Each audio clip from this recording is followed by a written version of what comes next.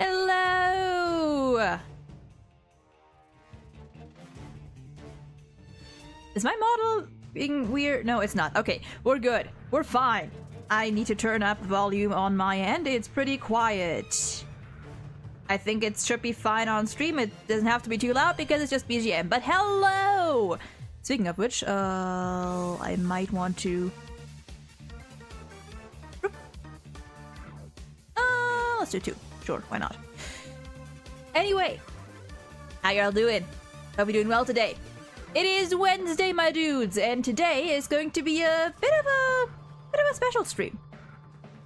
I do, Leo. I do.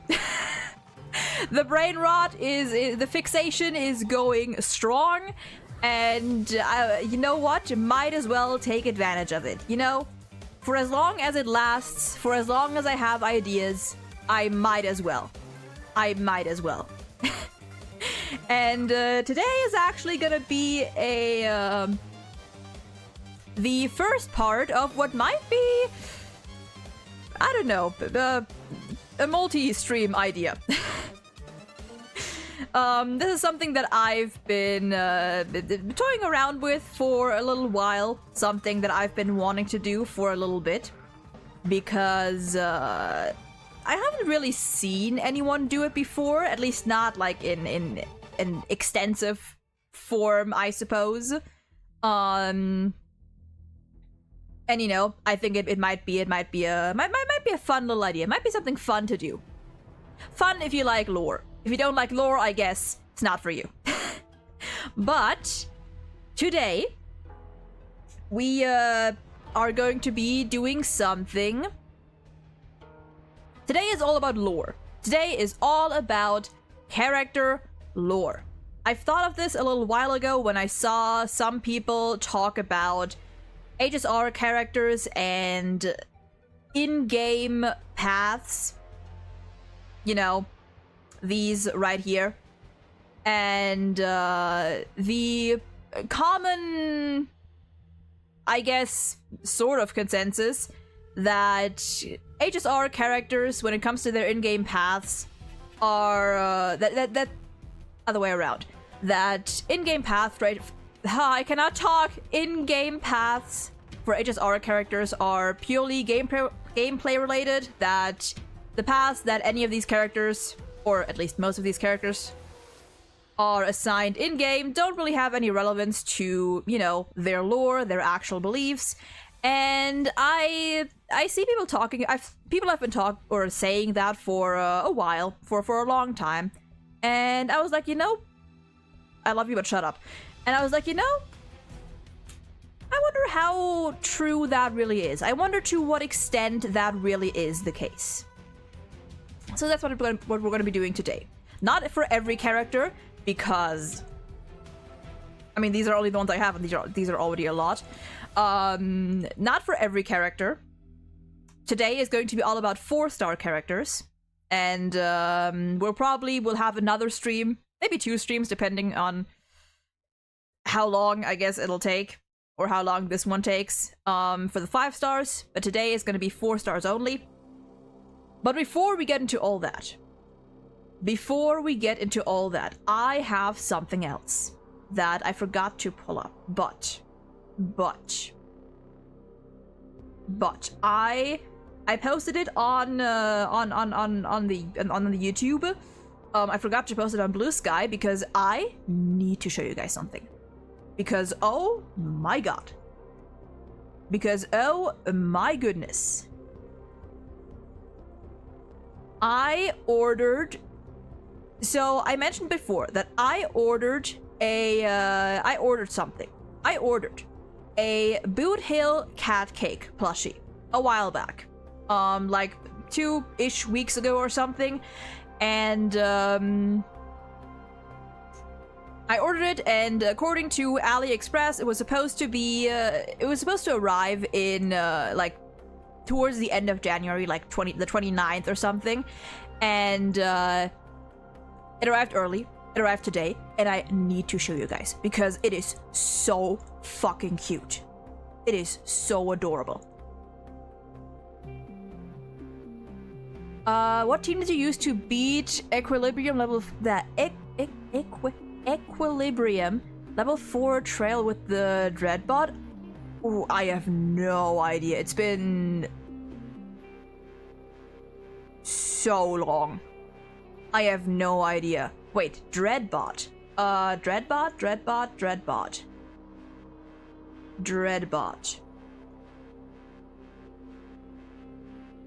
What's the Dreadbot?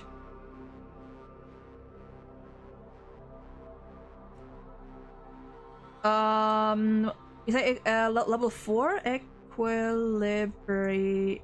I cannot spell equilibrium. I can't even say it. 4. Oh, is it the green thing? Wait, in the Law Fu. Okay, no, that was wait. No, in the Law Fu. Which enemy are you talking about? If I know what enemy it is, then I can give some better advice. Oh, is it the automatron? The one that summons the fish, the koi, the fish thingies? Yeah, okay. I think, what weaknesses does that one have? I think that one has wind weakness, maybe. Actually, wait, here it is. Equilibrium level Automatron Gatekeeper, that's the one. Lightning, wind, and quantum. And it's level 60. I don't remember what team I used because it's been so long. But let's see. Characters that I would have used, or that I would use probably. I'm pretty sure I probably used Blade. Or Jing Yuan at least. For a healer back then, I only had Bailu and Natasha, so it would have been one of them.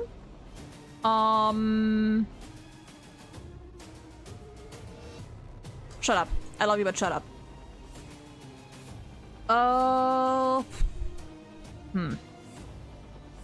I would probably try to... Honestly, do you have Aventurine?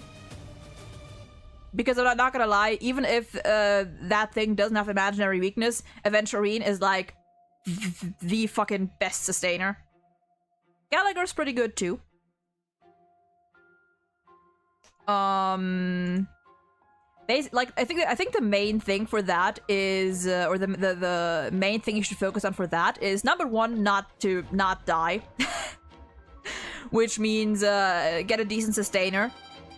And ideally also someone who can cleanse, so that if it imprisons any of your characters, it's not gonna get you stuck for that long.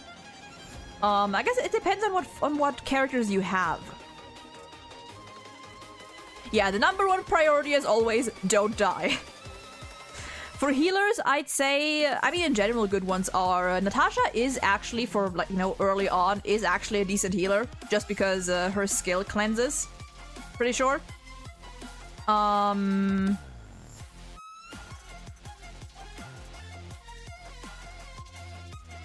Kill it before it kills you. Oh yeah, if you're trying to send a link, Odin, links are not permitted in chat. And I forgot how to do that with permission. If you're trying to send a link that doesn't work, you could send me your do you have Enka? If you have your team or your characters on Enka, then you could just send me your UID and I can check it out there. Or if you're on NA, I can check here, I suppose. My Clara is missing artifact. Oh yeah, because Argenti has them. All good, all good. Yeah, I just want to be sure, you know. I don't want to risk any links in chat. Ooh, banger.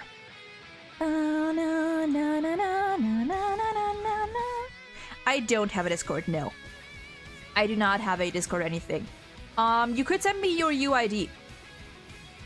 Put your characters maybe in your showcase.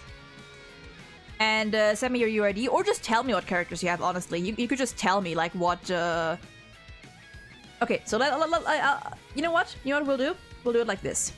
We'll go to the characters here. And, can we sort them by types? No, we cannot. But basically, the thing with that automaton is, the most annoying thing for me personally is getting rid of the fishes and avoiding the imprisoning hit it does. In which case, getting a sustainer that can cleanse, like who do we have? Technically, I'm not sure if Lynx would work. Like, of the 4 stars, there's characters like... Where's Abundance? Of the 4 stars, there's characters like Natasha and Lynx, who I think Natasha cleanses with her old, Lynx cleanses with her... Wait, Nat cleanses with her skill, Lynx with her old, I think. I'm pretty sure... I don't know how much these 3 cleanse. I'm sure they do. I think Huohuo does. Japart, Sparkle, Natasha, Serval, Danhang, Ratio, Bronya, Himiko. I'd say for Sustainer, Natasha or Japart are still pretty good.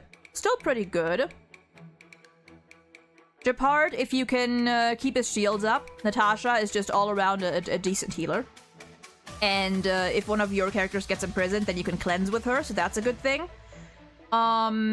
Sparkle, honestly, is just a good support all around, so I would say keep Sparkle. Serval is good.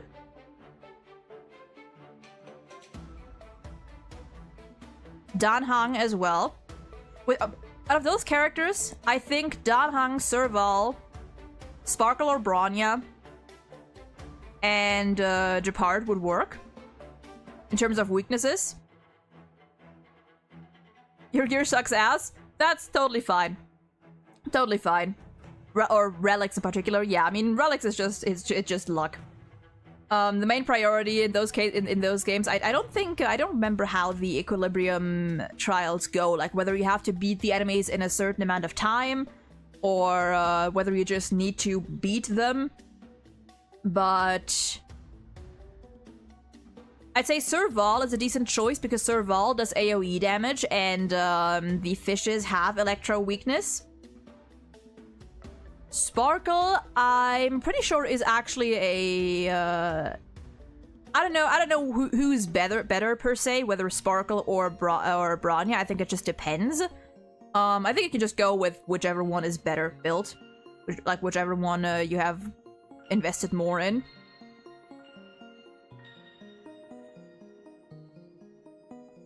You just need to beat them, but you also get to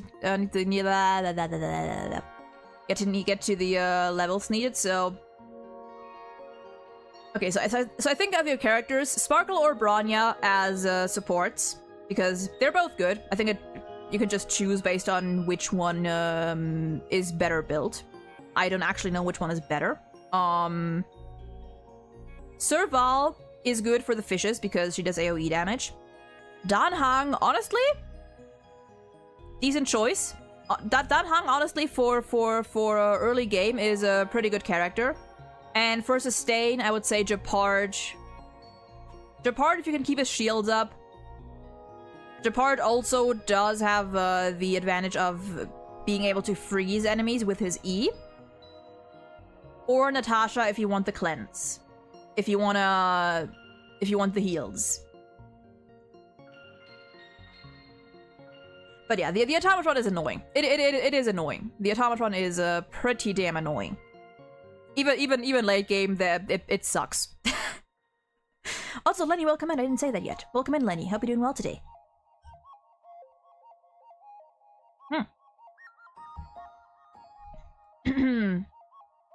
For this one, if I use skills, he punishes me. Okay.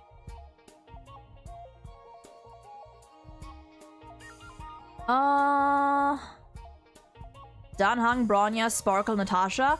You could try a Danhang hyper carry. That would be an option, although I feel like in that case it might still be annoying because the fishes are still there and are still gonna do damage. In which case, yeah, you can go Japard for shields then. You could always try just going for with 2 sustains. Like, if one isn't enough, you can always go Natasha and Japard. And then a Harmony character, so probably Sparkle.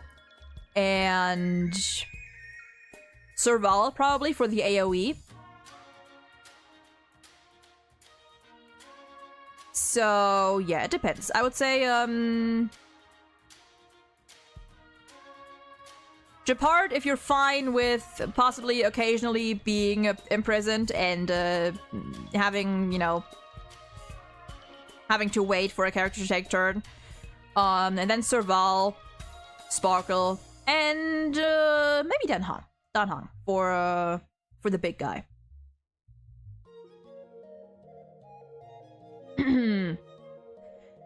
But I will say it is also, of course, important that like that early on, there's no need to focus too much on relics and stuff until I don't know what the threshold in HSR is for starting to farm relics. I think early game it's just important to get relics, just get them, and you don't have to worry too much about like high rolls and whatnot. 65 makes sense, yeah. So besides that, it's like, apart from relics, I'd say it's mostly important to focus on leveling your characters, the light cones, making sure the light cone is as high as you can get it, and leveling the traces as far as you can. Those are the main priorities, I would say.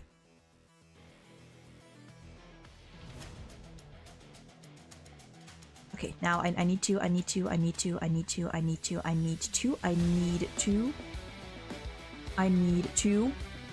show you guys this little guy. Because oh my goodness. Look at this little guy. Look at him. He's so cute. And he's hand-sized. He's squish-sized. It's the boy. I love him. He came like a week earlier than he was supposed to, and he's so cute. Also pretty sturdy. Honestly, I'm impressed. I'd imagine the cat cakes to be like squishier, but pretty sturdy. Pretty sturdy. I like it. I love him. He's so cute. Looks like you can sit on it. Bro, a cat cake? Like, what are they called? Like these giant, like chair. What are they called? The giant chair thingies that you can sit on. The giant pillow sack chair thingies. A cat cake version of that would be so cute. And he's right next to Glaceon. Yes. Yeah. Okay, but also there's there's one more thing that hold on, I'm gonna hide this again just so I can check. Because I there's another thing that I found like a couple days ago that I also posted on that I also posted, but it is so silly, and I feel like because it's so cheap, I have to get it. Hold on. Hold on. Hold on. Look at these. Look at these.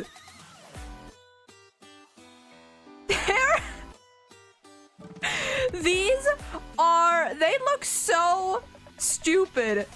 I need these.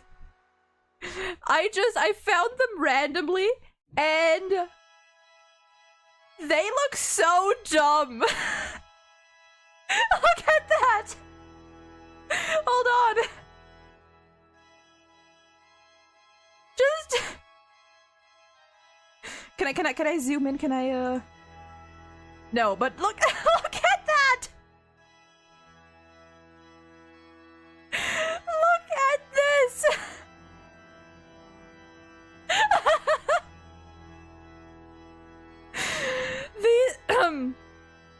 These I love how it's Aventurine, especially. I love how they're especially like they're doing all this with Aventurine. You have Jingliu, Robin, who's just kind of there, and then you have Aventurine, who's like being put in the weirdest poses. And then they didn't even show. Oh, never mind. Here, never mind. Here's Sunday. Here's Sunday.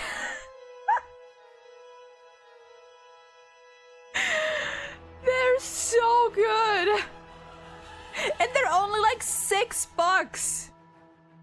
They're only $6. I feel like I love buy 2 pieces get 1% off.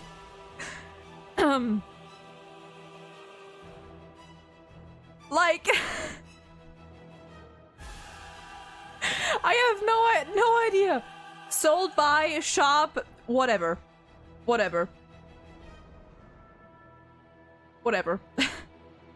And it's from China. Okay, you know what? Fine. But oh my god. I am so tempted to buy the Aventurine and Sunday one. I am so tempted. Yeah, they tried to fit the halo in. That is peak creature. These are so creature. There was one of Adachi being deep fried on Red Note. I don't even know what exactly they are. I don't even know what their purpose is supposed to be. They're just so lanky and weird. And so long. That I feel like I need them. Honestly, I might... I don't know. Maybe I can put them on my throne. but they're so good. But yeah, I got Boot cat cake now. I want to get Aventurine cat cake, Ratio cat cake eventually too, and I don't know who else probably. If there's a Sampo cat cake, I want the Sampo cat cake.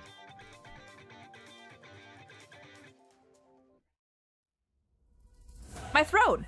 It's linked on my Twitch. It's a website where you can buy stuff for people and send it to them. That's how I got the Glaceon, because Nova bought it for me on Throne. Basically, like, you can see a list of like items. You have like a list of items that you can choose from to buy for the person, and Throne will order it and send it to them. It's really nice, really cool. Yeah. I should like add more stuff on there. But it's so cute. It's so cute. I want to get more cat cakes, especially because they're not as expensive as I thought they'd be. They're like $20 a piece, which is like 20 euros a piece, which is decent.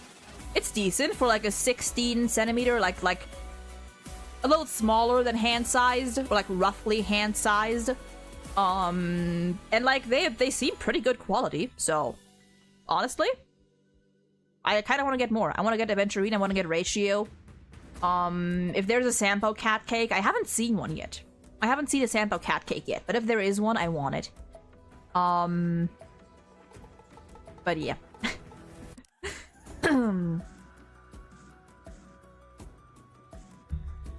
Oh, 1 second. 1 moment.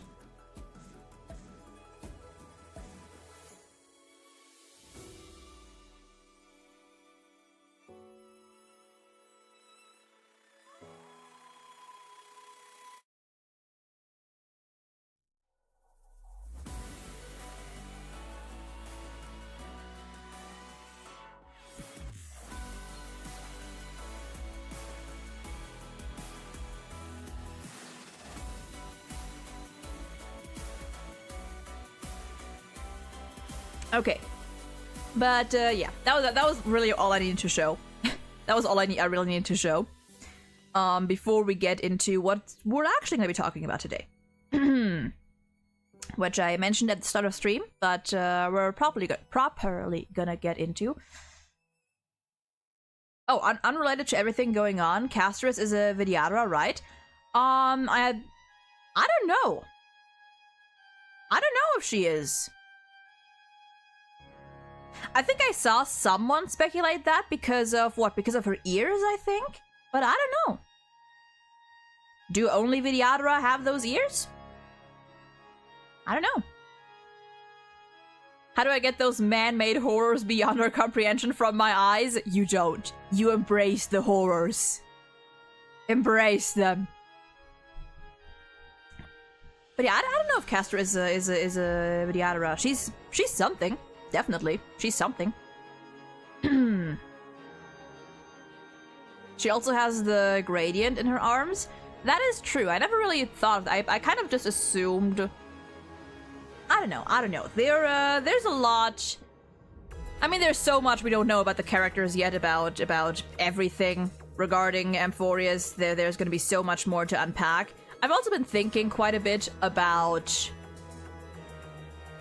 just Amphorius in general. And I've been thinking about what could possibly be the third path besides the erudition and remembrance that we've been told about that is connected to Amphorius. And so far I only really have two theories, which is number one, because based on a theory that I've mentioned a while ago of Amphorius being basically one big piece of fiction, whether it's in form of like a tale, a story, or a simulation, or anything of the sort, which is why I was speculating for a little bit that maybe path number 3 could be the Enigmata, because that's their whole thing, right? With the history of fictionologists and stuff. And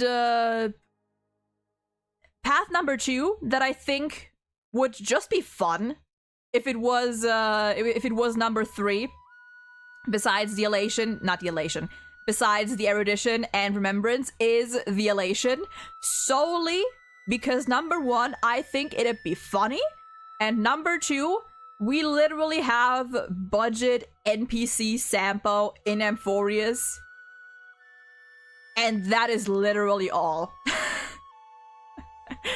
I just think it'd be funny.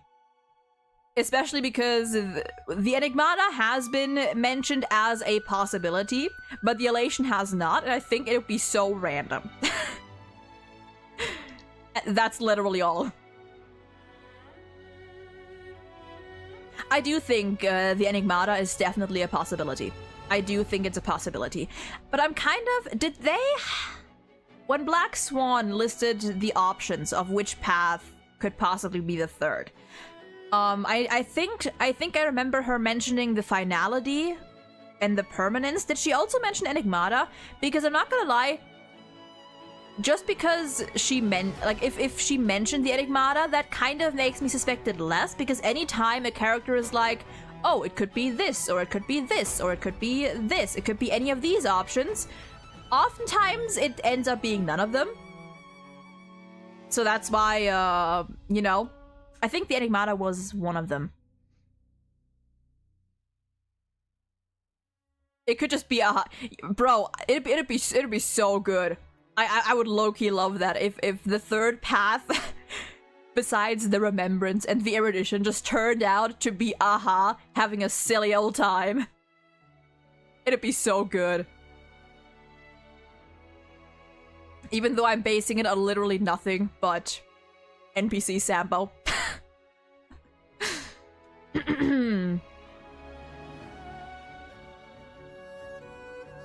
But yeah. Let's see. That was that. Nope. There we go. And let's do this. And I have to wait for this to disappear. Tilos Maker is annoying because there's always this one ad at the bottom that sometimes disappears and sometimes it doesn't. Whoops. What if I... No, I cannot. I cannot. Maybe it'll disappear at some point. Usually it takes a couple minutes and then it's just gone. But yeah, anyway. Back on track. Back on track for what we actually came here to do today. So, I've mentioned it earlier this stream. This is something that I haven't really seen many people or anyone really do to a larger extent. And I thought it'd be fun, so we're doing it. Or we're gonna try to do it. Today, we will be having a look at Honkai Star Rail characters and figuring out and analyzing and interpreting and deducing whether the paths that the game assigns these characters, the in-game paths that we play as / with, actually fit the characters' lore, their beliefs, their lifestyles, all of that. It's only gonna be the 4 stars because I have a feeling this is gonna take a while, and we would not be, like, if we tried to do everything in one stream, we'd be here for much longer than I can handle. Quite frankly, so we're not gonna do that. But yeah.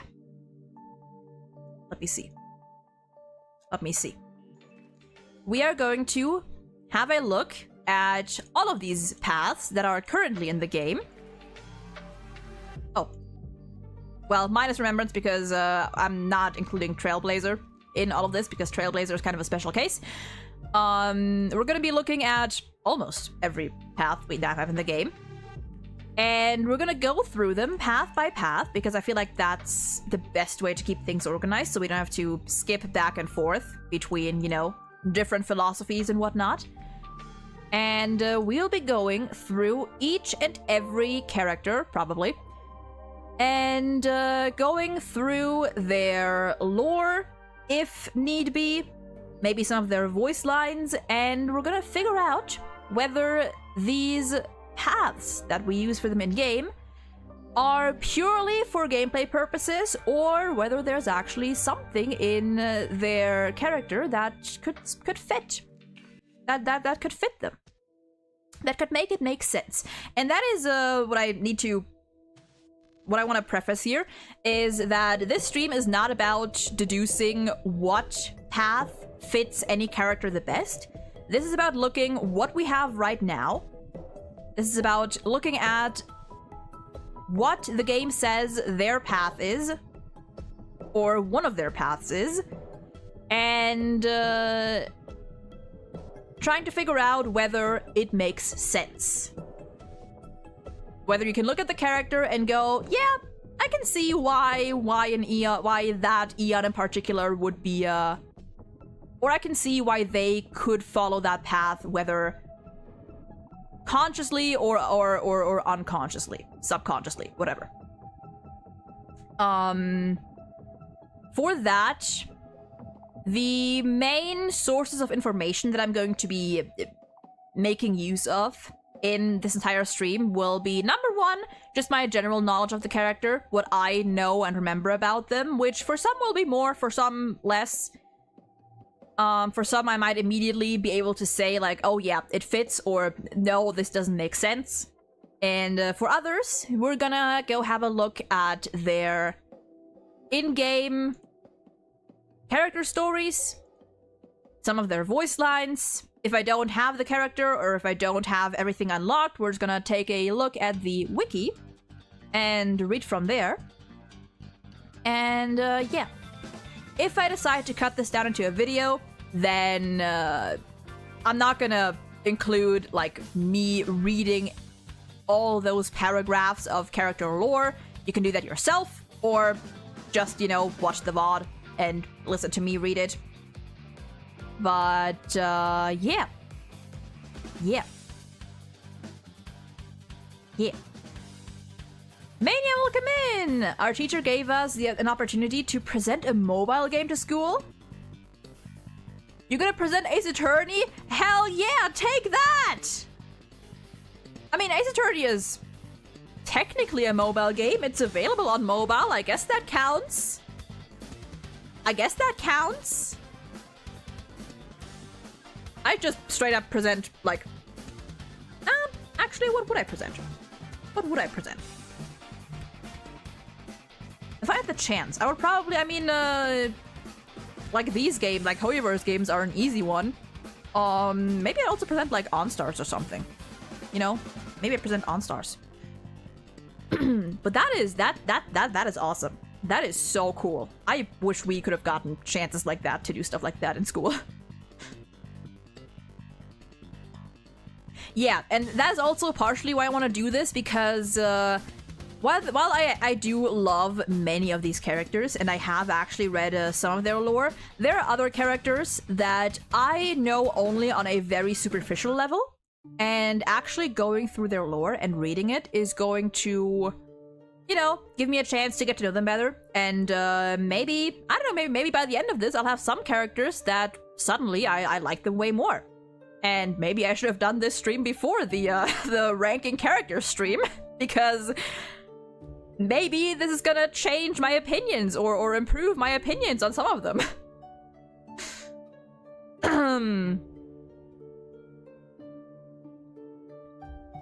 So yeah, that's that. But it's fine. It's fine. I personally, I'd not present a gacha game, but that's a me issue. That's fair. I mean, I wouldn't present a if I present gacha games, I wouldn't even present it for the gacha aspect. I would just present it for, like, you know. I mean, part of it is the gacha, but like gacha games also have story. Shocker to some people, apparently, that gacha games actually have good story a lot of the time. Our subject is recreational and leisure activities, so they're having us present about stuff like our interests. God, I would love that. Oh, I would love to have... Why couldn't we do that in school? That would have been so cool. Recently, I've watched a few HSR theory videos and they go crazy. Hell yeah. I need to watch more I need to watch the Ashikai theory video. I need to watch that. I think she did one recently on like Amphorius or predictions for Amphorius. Maybe we'll also do that. I don't know. Then again, maybe that's also like some kind of like video too that it's fun to go back to once we know more about Amphorius's lore and the story. Because Ashikai very, very often is very good when it comes to predicting future like plot points and just lore in general. She's amazing.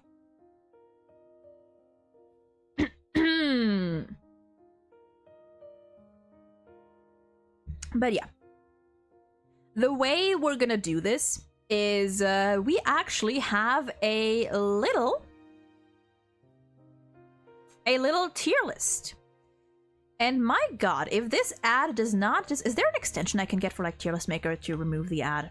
Is there an extension or something I can get? That would be lovely. That'd be lovely. It should disappear like within a bit. But nope, I thought it was gone.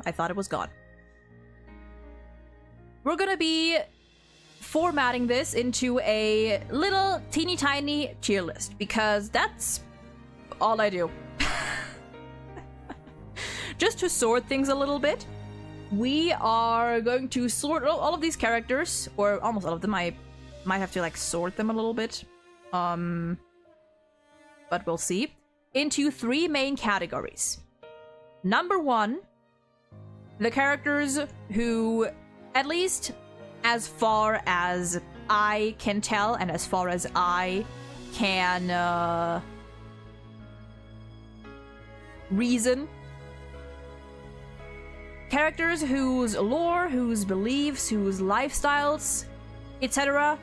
does actually match the path they are given in-game. Very much. I feel like there's... Actually, I feel like there might not be a lot of those, but we'll have to see. I feel like there aren't a lot of characters whom you can look at, and from a first glance, you're like, oh yeah, this fits. I feel like with many of them, it's a little more blurry or not as obvious at first glance. Are you sure there isn't an X or an arrow on the very left or right? No, there is not. But you know what I can do? You know what I can do? You know what I can try?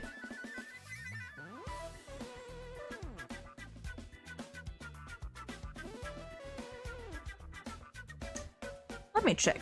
Because I know there's one for fandom, for the fandom wiki.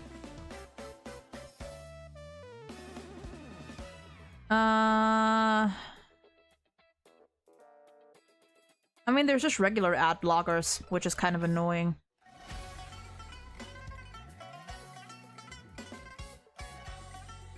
I guess what we could do is we could do it like this. Where I just go... whoop, and we just go like this. I guess this works. This works. This works. This is fine. Imre, welcome in! This might probably be the only subject that I would enjoy. Also, they want us to paint. I might paint the Temple of Time from Breath of the Wild. Nice. Yeah, I think this is fine. This is fine. This works. This works. But yeah, we have 3 categories. Number 1 is you look at the character, you look at their lore, and you're like, yep, perfect match with the path that they've been given in game. Then we have the one that's like, I wouldn't say it matches their character perfectly, but it makes sense. I can see why an Eon would look at that and go, yeah, I'll take it, you know? I can see why they could be following a path like that. And then we have category number 3, which actually might have a few of them, which actually might be a few of these characters, where their lore or their beliefs, their lifestyles, whatever, does not match their in-game path at all. And this is something I've specifically gone with this category. Maybe we'll add another one at some point, we'll see. Because with this stream, or with this idea, I also want to... I just want to see something, because I've been noticing that there are quite a few characters which don't... whose in-game paths don't just go, like... It's not just that they don't match, it's that some characters seem to be the complete opposite of the path that they are following according to the game. And I think that's pretty interesting, and that's something that I just want to see how many characters this applies to. You know?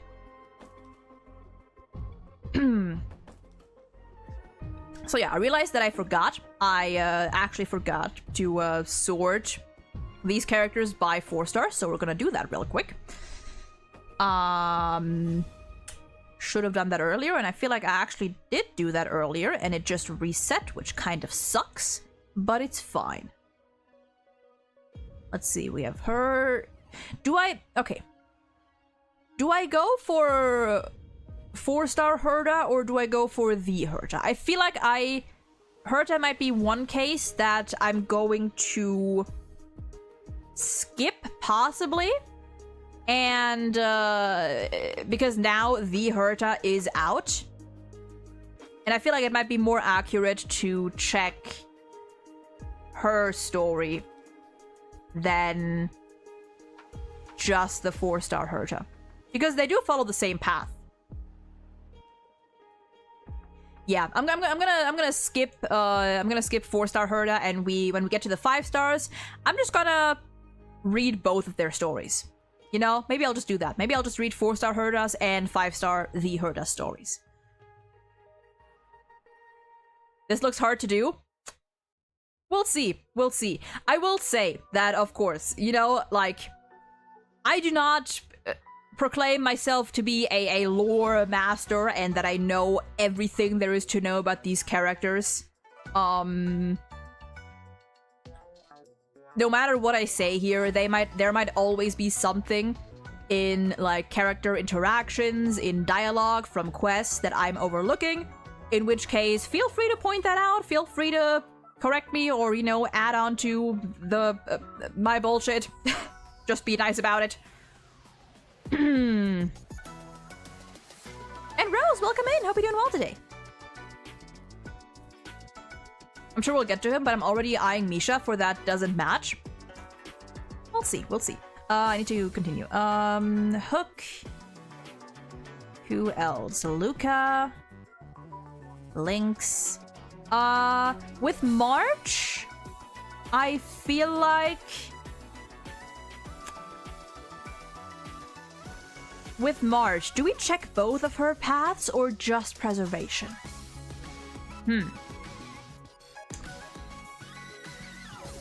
I'll put her up here for now, or I'll put them up here for now, I guess, and we'll just see how it goes. We'll see what we get.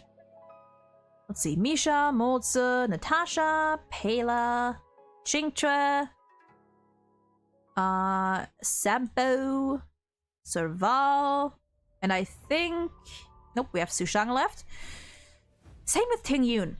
I don't know if I'd include Ting Yun. I don't think I'm gonna. I think Herta and Ting Yun are kind of like weird areas where I'm like, they both have 5-star versions, so I don't know if I'd include them. Kind of same with Dan Hang, honestly. We'll have to see. We'll have to see. But I feel like Dan Hang is kind of a different case than the Herta and Fugue, so I don't know. And I think that is not all. We have 2 more. We have Shui left and Yukon. And that should be all.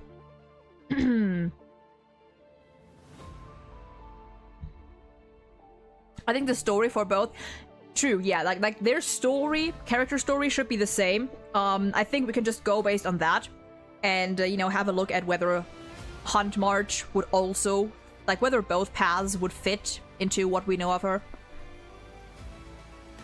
Looking forward to all the IPC cast. Oh dear, oh dear. I think you should include Dan Heng and Ting Yun. You know what? Maybe we should include Ting Yun, because Ting Yun is kind of a a special case, I guess. I don't know. We'll see. We'll see.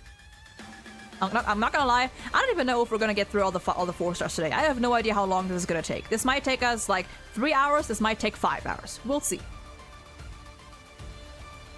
The IPC members of the new Diamonds. Wait, what? The 4-star Ting Yun isn't Ting Yun, but Fantalia, so I would say both. Yeah, that is true. That is true. I guess in that case, it would kind of be like checking whether Fantalia fits the harmony, question mark? I don't know. 24-hour stream incoming? Absolutely not. Absolutely not. Yeah, we're gonna include Ting Yun. So we have, yeah, this is our cutoff point. This is our cutoff point.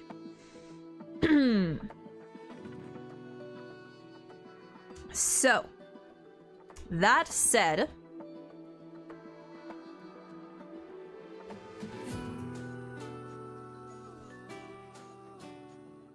I forgot. Let's get started. And our... Oh, wait, I can just go... Whoops, never mind. It's fine. It's fine. We will do this. Our first character is Arlen. A character that, frankly, I don't really know anything about. I don't really know anything about Arlen. So, the first character that, from the get... Wait.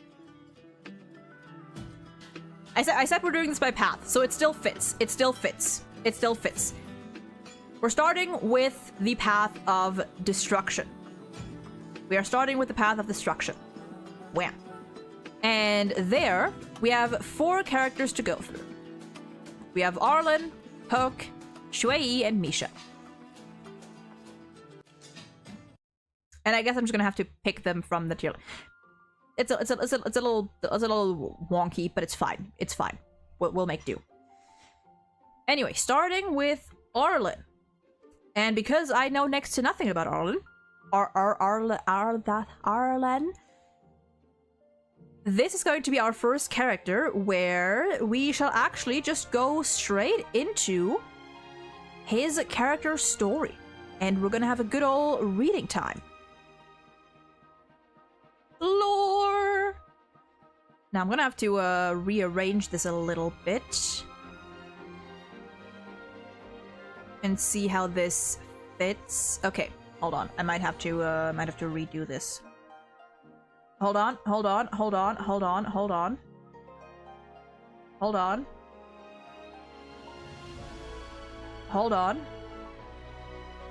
I might have to rework this a little bit.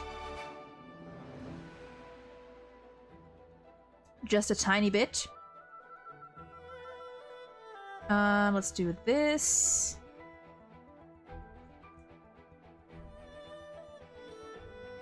And, bam.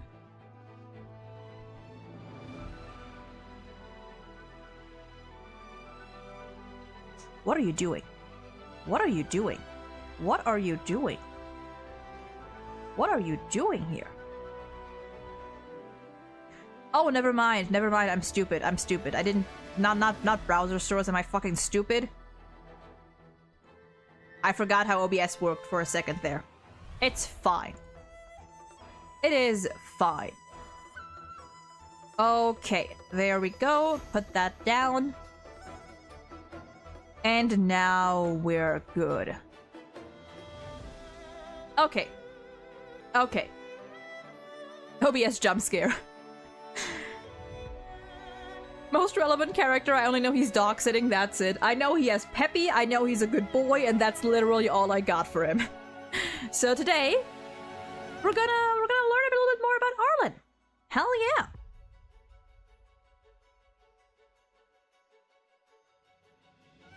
Let me, why can I not... Okay, why does it cut off? That is weird. It should not do that. It should not do that. How do I move this to the left? How do I move this to the left? How do I move this to the left? I'm stupid. There's no slide for this. How do I move this to the left? I forgot. Middle mouse does not. Middle mouse does only work for, or only works for this. I'm sure there's some kind of like key command thingy. Hold on. We haven't had our Streamly scuff yet. This is it.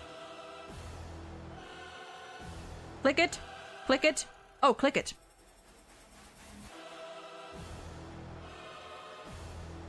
Nope. Because some of the move the screen to the left. I feel like that should be possible because some of the text is cut off now, and I actually just wanted to zoom in. Yeah, see, like the text cuts off. Wait, expand? No. Okay, that's weird. Maybe it's just final boss music for the scuff. Maybe it's just the site itself that's being weird. Maybe just the site is being... Oh no, I don't want to make it even smaller. Maybe just the site itself is weird because I don't want it to be so small. That's gonna put a fucking huge strain on my eyes.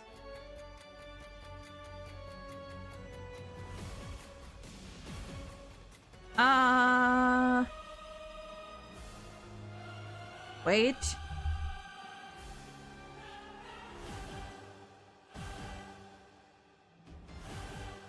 Okay, apparently that's just not possible. What if I zoom in further? No. It always cuts off like a little bit up there. Yeah, I think that's generally just a site that's scuffed. I mean, it's fine. It's just a little bit, but I'm gonna have to make it bigger just because. Okay, no, that's... Oh, that sucks. Because that's so small, and that actually is going to strain my eyes a lot. Like, a lot. No.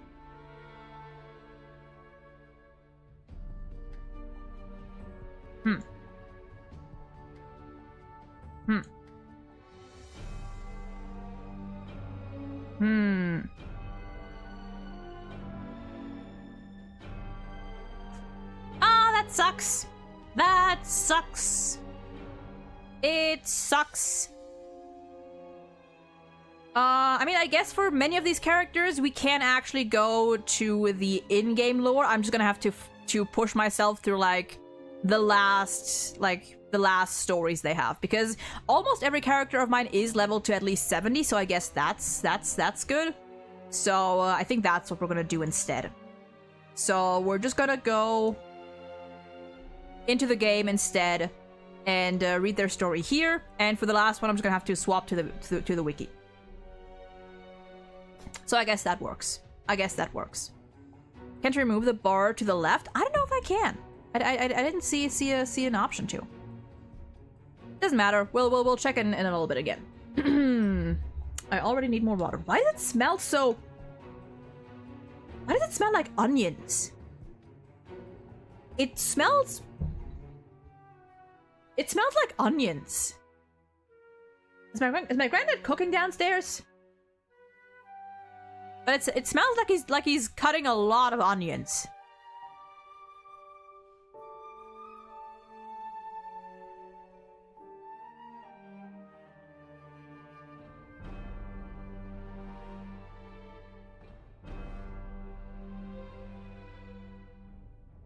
Okay.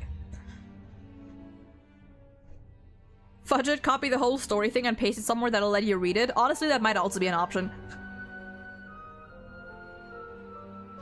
Honestly, yeah, I might do that. Just because, like, it's also annoying for it to be so tiny on screen, and my eyes are going to suffer if I try to read that like such a small ass font.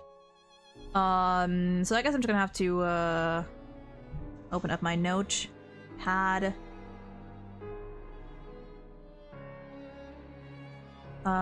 Save that. Whoops. I'm just gonna open it for later. Open it for later. But yeah, we do have the first... Whoops. Why are you standing sideways? Doesn't matter. We do have the first 4 stories, or the character details, and the first 3 stories, so we're gonna read those. We're gonna read those. So, let's see. Arlen. The inarticulate head of the Herta Space Station's security department. Inarticulate. Interesting. While scientific research is beyond his understanding, Arlen is willing to risk his life to protect the staff who value research so very much. He is used to pain and wears his scars like badges of honor. Only when holding Peppy does the boy let down his guard and show a rare smile. Huh. So just from that description alone, I would say that I can see it. A tendency for destruction / self-destruction, possibly. Even if it is for the sake of protecting people, I can see it. Let's go. How is Arlen's work in the security department? Brother Arlen is the beacon that guides the security department, the core support for everyone's battles. Without him, the space station would fall to pieces in a day. Without him, people's lives would be ruined in 10 days. Without him, the station would be hellish in just 100 days. But he plays Holodisc with Peppy during his work but he plays Holodisc with Peppy during work hours. Because he's finished all daily security tasks ahead of schedule. His mere presence is an inspiration to us all. Aww. But he plays Holodisc with Peppy during work hours. How do you know that playing Holodisc with Peppy isn't actually part of his job description? Interesting. Already. Like, I know so little about Arlen that even this is sort of new to me. You're not allowed to play with your phone while out on patrol. Give it to me. No, Brother Arlen. People... Wait. I'm gonna move myself a little bit. Oh, that's Arlen talking. You're not allowed to play with your phone while out on patrol. Give it to me. No, Brother Arlen. People are talking smack about you in the group chat. Don't you care? Nope. Too busy. Huh, have you got an urgent mission? Let me go with you. What happened? I'm getting Peppy to do rehab through playing Holodisc. Oh, interesting.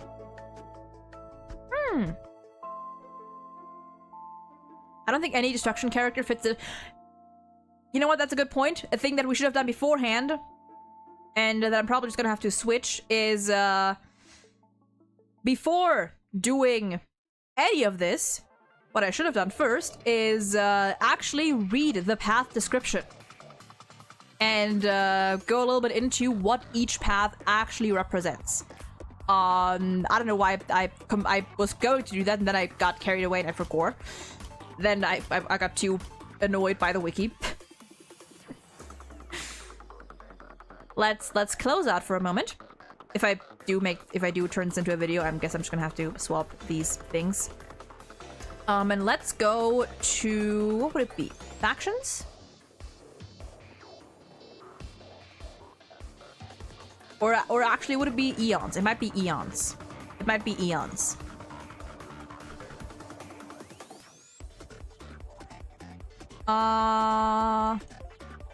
Do we have like concrete descriptions of the paths? Yeah, number 1 should be defining the path. Yeah, I guess this works. I guess this works. God. That. Okay, so before we actually get into anything, and I didn't only realize this after already reading 2 stories of Arlen, let's first establish what the destruction is even about. And number 1, we're going to read the databank description of Nanook, the Destruction. If the increase of entropy is a fundamental law of the universe, then the heat death would be the inescapable destiny of the material world. So why is it that we bother to struggle to survive? Expansion, fusion, and then annihilation. If we wish to welcome the new, then we must first embrace the end. From a scientist just before pressing the button for nuclear detonation. Oh. The birth of the universe is a mistake. If civilization is a cancer emerging quietly from the boundless stars, then war is the only common language known to all intelligent life. To correct this mistake and clean up this tainted universe, Nanook became the avatar of entropy. Now let me quickly Google what entropy is.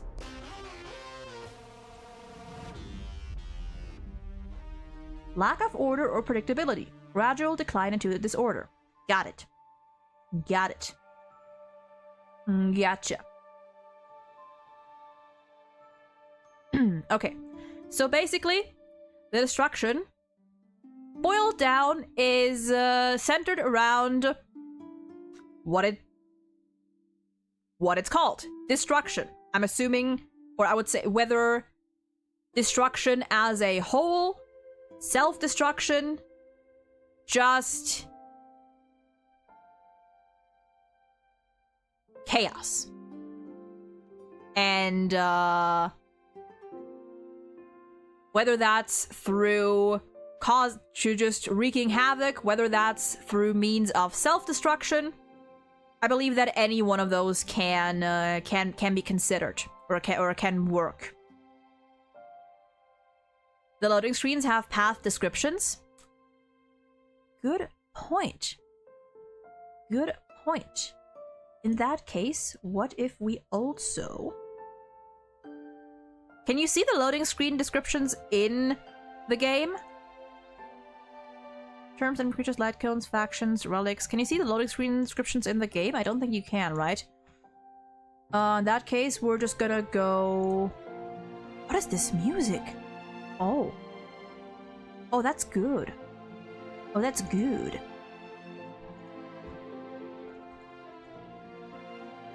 Oh, I like that. Posted a link to a screenshot. Unfortunately, you cannot send links here, but for this one, we can actually just pull up the wiki.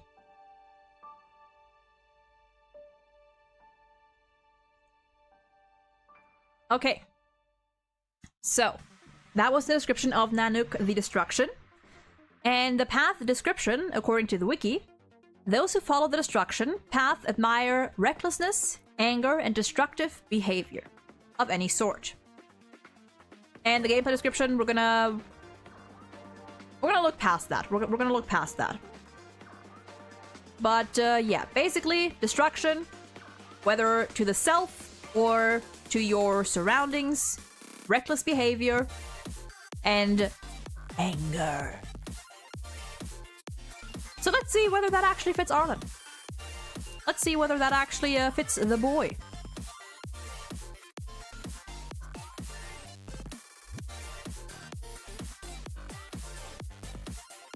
Wham. Yeah, the path description is the loading screen one. Okay, in that case, we're gonna turn to the loading script. We're gonna turn to the loading screen description first, maybe. And if there's still anything unclear, then we're gonna have a look at the eons too, because why not? But we're probably gonna mainly lean on the loading screen descriptions because they're just like the quickest and the most precise. So let's keep going with his second character story. There are countless strange and valuable things around Miss Asta's house, but it's the dog at death's door that attracts the most attention. What's more, her forlorn cries only increase in volume as her parents attempt to comfort her, telling her that this dog she picked up won't live for very long, and they are better off buying her another one. That filthy pup just lies there without the strength to even lift up its head and look around the people surrounding it, I suppose. The crying, arguing, and the silence, none of this has anything to do with it. At one point, he thinks it had already stopped breathing, so he bends down to check its notes. Just then, the dog suddenly licks his fingers. which is about the farthest distance it can stretch. Its tongue is wet. Wanna play Hollow Disc? Its lifeless eyes suddenly light up. Aww.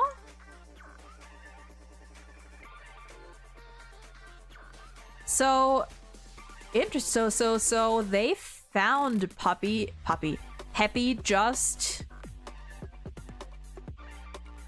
They just found Peppy while it was like... Is Peppy male or female? They found Peppy, like, on the verge of death and then took them in. That's cute. Arlen's character, Hollow Disc.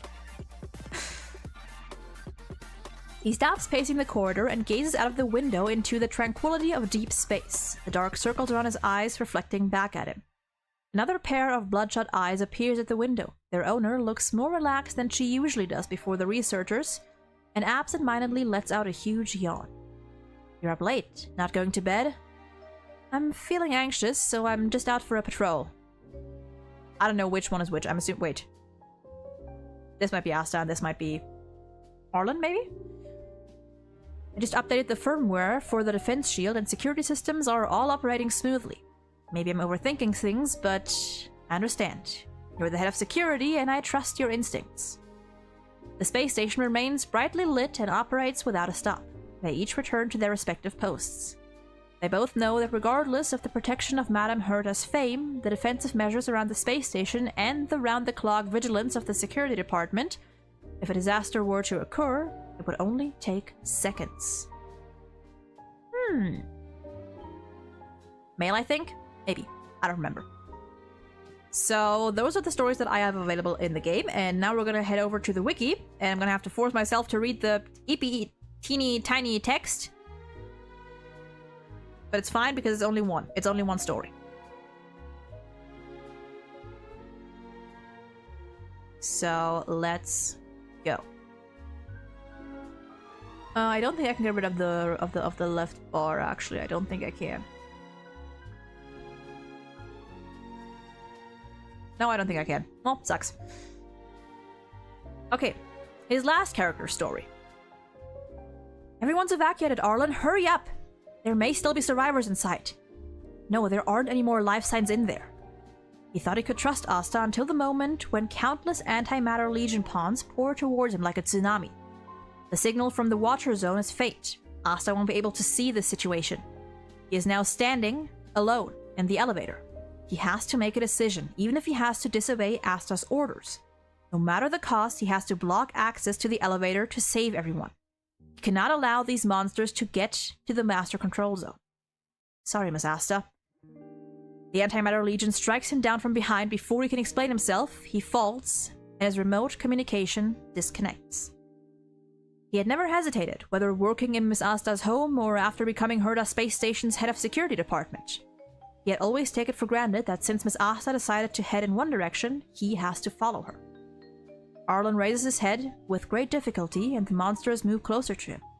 He had never disobeyed an order from Miss Asta before. This is the first time. Hopefully it won't be the last time. This thought pops up in his head. Propping himself up with his greatsword, he slowly and firmly stands up.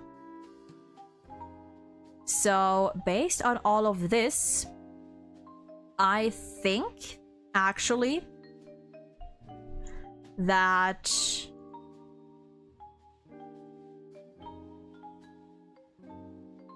Arlen being on the path of destruction, while it might not match perfectly, it makes sense.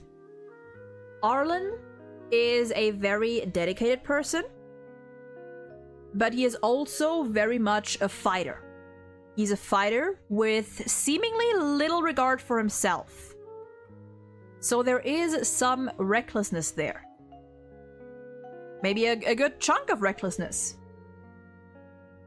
I do think Arlen being on the path of destruction, even if it may not be the path that he himself is like actively following, it makes sense.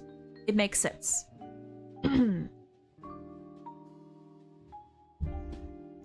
Next would be Asta.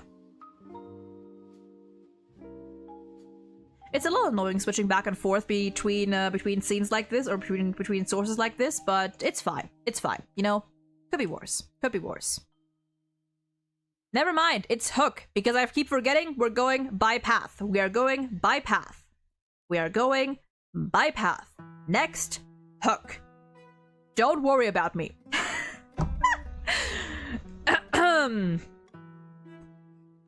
I could see an argument for preservation, somewhat similar to Depart, so it isn't a perfect match. Yeah, there might be paths that, or a path that fits Arlen better. But I also think, or it's pretty much, I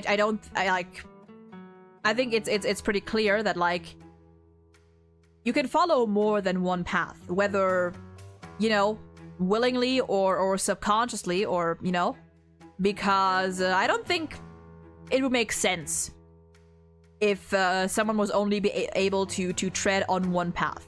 Like, it's not like an Eon just calls dibs and then, you know, you're with them until they decide, nah, I don't want you anymore. Like, it's definitely possible for characters to follow multiple paths. And Destruction, in Arlen's case, might not be the best fit, but it is a fit. Next on the line is Hook. Hook, I actually, is one of the characters that I haven't leveled up as much yet, so we only have the first 3 stories here, or the first 2, I suppose, plus the details. Right off the bat, I would say that Hook makes sense just because she's a little gremlin who likes causing chaos and property damage, apparently, it seems like. She is definitely a very wild kid from what I can tell. So off the bat, I would say it makes some sense. Pitch Dark Hook the Great! So let's see here. Hook. Head of the adventure squad, the Moles. She called herself Pitch Dark Hook the Great. She doesn't like to be called a kid and believes she can handle things herself without any help from adults. Adults adventure into the Fragmentum. Mr. Sampo adventures on the surface. Sampo Mansion. And patients take their risky adventures seeking treatment from Natasha. Under the leadership of Hook, children can also have their own adventures. A very, you know,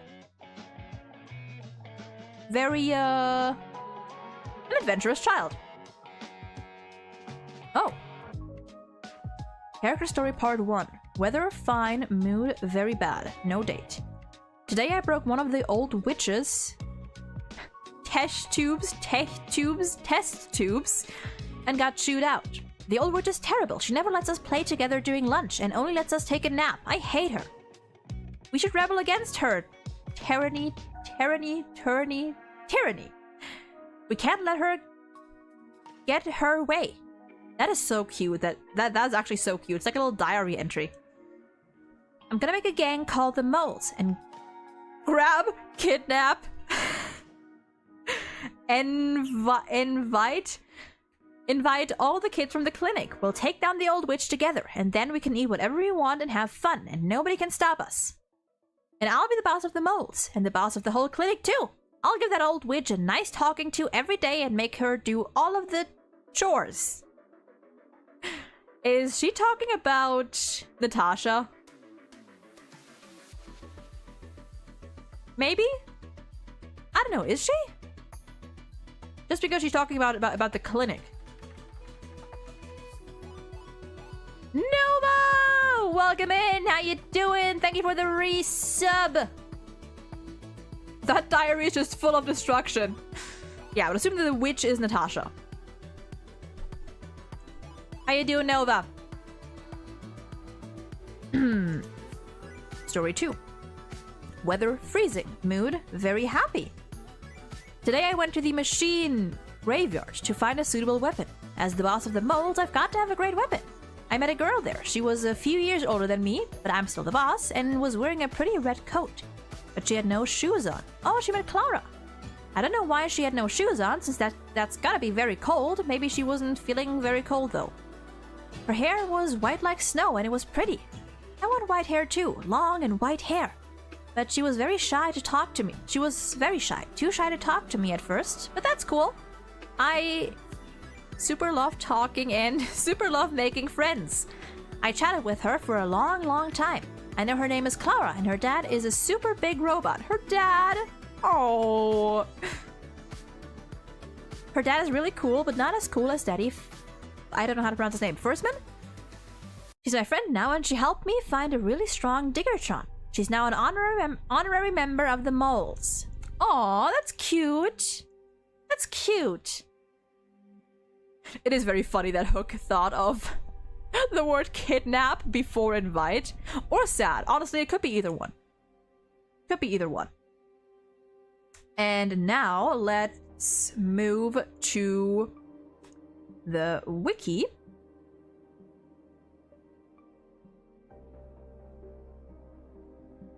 And let's go check out the rest of Hook's lore. Story 3. Weather, still freezing. Mood, bad, but it's crossed out for normal. Today, Alina's mom and dad came home to see her. Alina was very happy, and seeing her like this made me happy too. I thought of mom and dad. I haven't seen them for a very long time. Even though Daddy Firstman is very kind to me, I still miss my mom and dad. Oh. In the evening, Daddy explained to me again the reason why mom and dad couldn't come back, but I actually remember anyway, because Daddy has told me so many times. I found that Daddy is always forgetting things recently. I asked Natasha, and she said it's because Daddy is getting too old now. Then I asked her if she can help fix Daddy's sickness, but she said she can't, and even apologized. I think the old witch is lying to me just because I've been a little bit naughty lately. She's the bestest doctor in our town and can fix everything, so why can't she fix Daddy? Oh. I thought someone was calling me. Fine, I've decided that I'll write down anything that Daddy said because I'm the big bad boss of the Moles. Oh. See, already I'm like,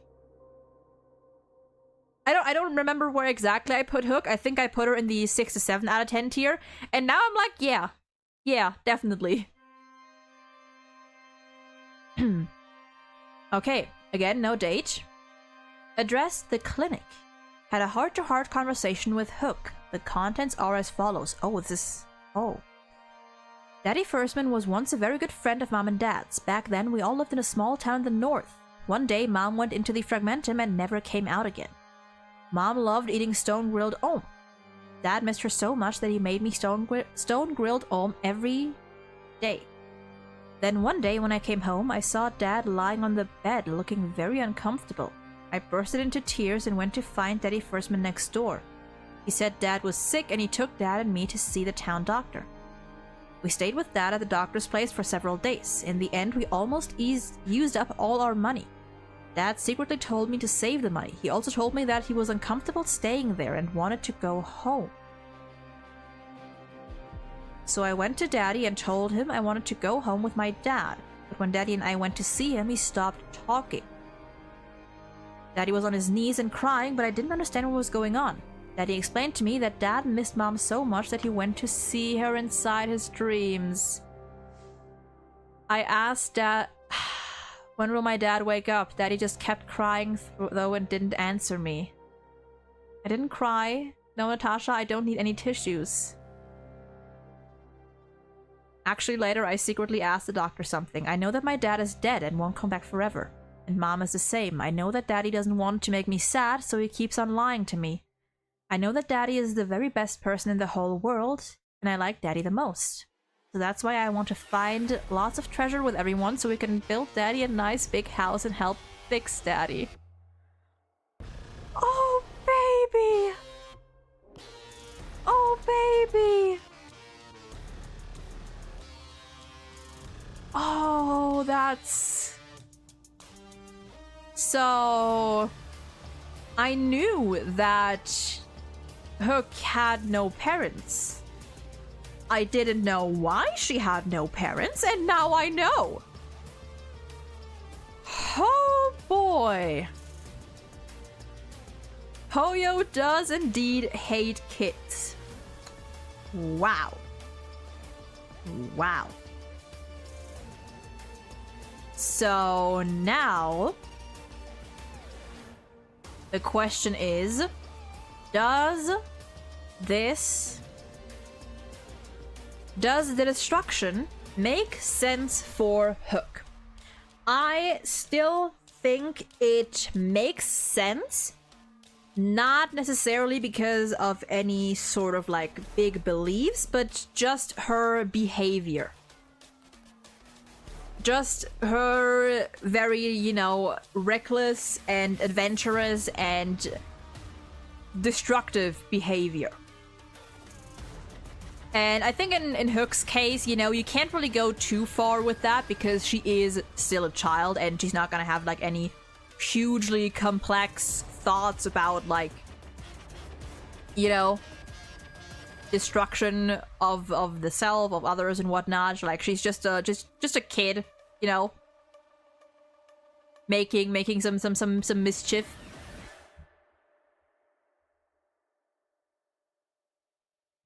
Combat-wise, I think it makes a perfect match.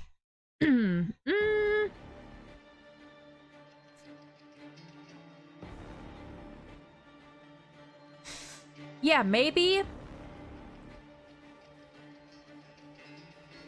To be fair, I don't actually know any other path that could fit.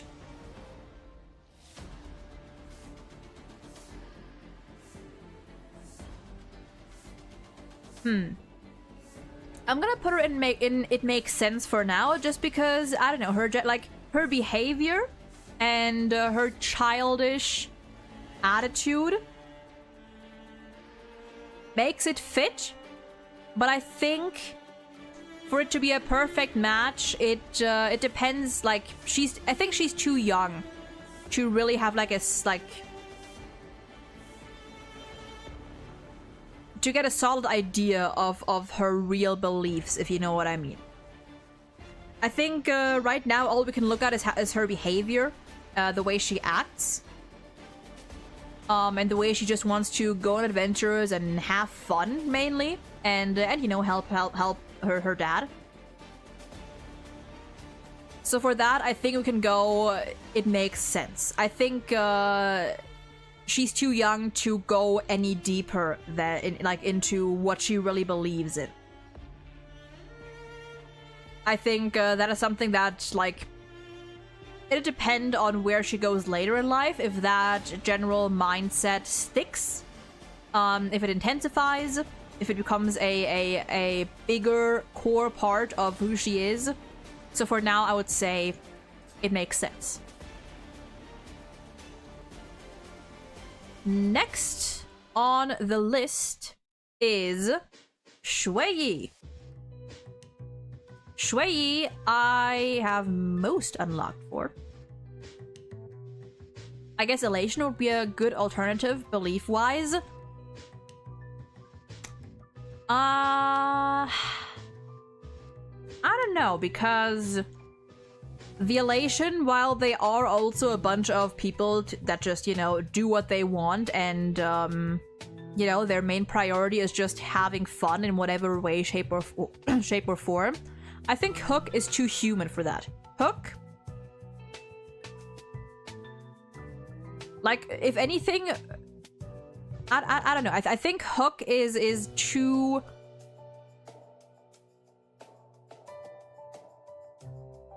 tame for the Elation. Maybe at some point later in life, maybe. But right now, she is very chaotic, but she is still a good kid. She does listen to reason to an extent. Unlike most, if not all other masked fools, except like Sampo. As far as we know. So, yeah. God, I have to... One moment.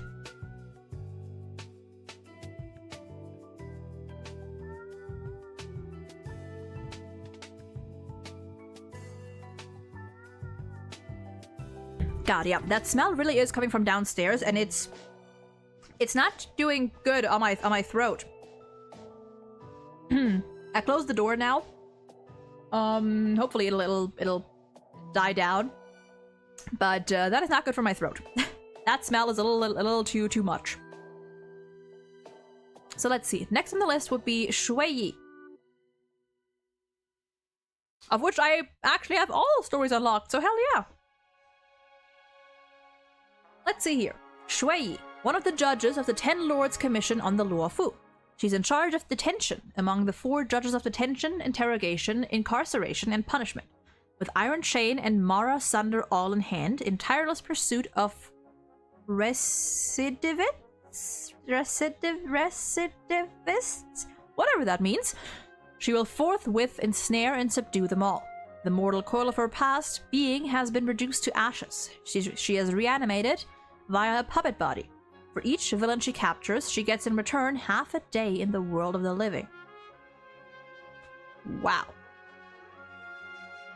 So like, this is workaholism, but because it's workaholic or death. Wow. 10 Lords Perceptual, Karma Perpetual. Dressed as white as the driven snow, the judge strolled out from the dim street, obscuring his final escape. The man drew closer, but the shrill tremble in his voice betrayed his fear. How is catching them not enough? It may have started with a how, but not as a question, rather as a rhetorical one. The semantic analysis goes back and forth in the mind, and there's no other intel than the target clearly knew who the accomplice was. She decided to execute the mission assigned to her straight away. The eyeballs, forehead, chin, heart, the core Essa? And the lower abdomen. With a glance, she marked off all the parts that might make for a single effective strike. Despite Foxians being known for their quick reactions, her opponent had left himself wide open, and 1 round, 2 rounds, max, should be enough to take care of things. But this blow missed. The judge looked at him with an air of curiosity. The man's body seemed to move like scurrying mice, with muscles undulating, and his eyes sparkled with the gleam of a well-executed plan. He panted violently, as though suffering from a critical illness, and during a burst of uncontrollable pain, his body shot out large swathes of fine hairs as his limbs and body swelled and tore open by some invisible force. Under the glow of moonlight within the delve, a monstrous wolfman stood up. Oh, so a Borison? I think? In the view of the judge, the sanguine silhouette enveloping its body had burned up into a wildfire. You are seeking death. She has an urge to sigh out of habit, but her body no longer has that function. The partaking of the disciples of Sanctus Medicus concoction will only hasten your demise. Oh, maybe not a Borison. I don't know. The man's gaze barely wavers at all. The second I was discovered by you, I only ever had a few more days to live. The Foxian grabs the medicine pouch and pours out more pills into his mouth as though it were candy. You are a tool that sheds no blood and cry no tears. You could never understand. I have my reason for leaving here. A huge fist suddenly expanded, filling up the entire field of vision, and the judge barely had any time to react. Shaking her arms, the chain she clutched whipped into a circle as she tried to lasso the fist. The fist punched into her chest with astonishing force, splitting cracks into the ground like cobwebs, and creating a crater beneath where the white-robed judge was standing. There was no pain, only the gentle ringing of damaged ingenium parts. Ingenium? The white-robed judge was left befuddled. Core S? Huh. Let's see. Part 2. Madame Choyer, this body of yours is beyond salvation. I have to move you into a new puppet now. This process may leave you a little confused. Please bear with me. Similar conversations had been exchanged between her and... Oh, that's Huohuo, the spirit farer over and over again. She responded the same as always. Thank you. This time, please pick something sturdy. She saw Huohuo's foxy ear twitch. Was it out of frustration? She knew not. Her eyes could see, but they had no capacity for recognizing emotion. Interesting. And maybe this was through no fault of her eyes. I've packed all the best, hardest, and most flexible part into Madame Shui's body, but your crates... Okay, since we know this is now. But your rates of injury and damage are still the highest in the division. The craftsmen of the interrogation have started to grumble. Once you put me together, I will just give each of them a light tap on the head, okay? Never mind. That is not... Okay, I don't know who's talking. A familiar voice came beside her as she lay at 6s and 7s. They're still flesh and blood and cannot stand your jokes. Long hair drooped down to cover her face, and a disturbance signal emitted from her artificial skin. The woman's face, looking down, had each independent feature combined into a new one that was both extremely familiar yet also kind to her. This is Hanya. Sister, having an ingenium body will always lull you into a false sense of invulnerability. However, I have to use the remaining days of reanimation to offset premature damage to this body of yours. I hope you can remember during your next mission that you've still got a sister out there who cares about you. Remember. Otherwise, you'll have to get Huohuo to write this line into your mind. Just kidding. Huohuo, no need for that. I trust my sister can remember it. So, Madame Shui, let's begin. Oh, there's someone at the door. Oh, this is bold text. Interesting. Her stories are long. Wow. Shui's stories are unexpectedly long. Please excuse me while I wait for my dogs to to settle down.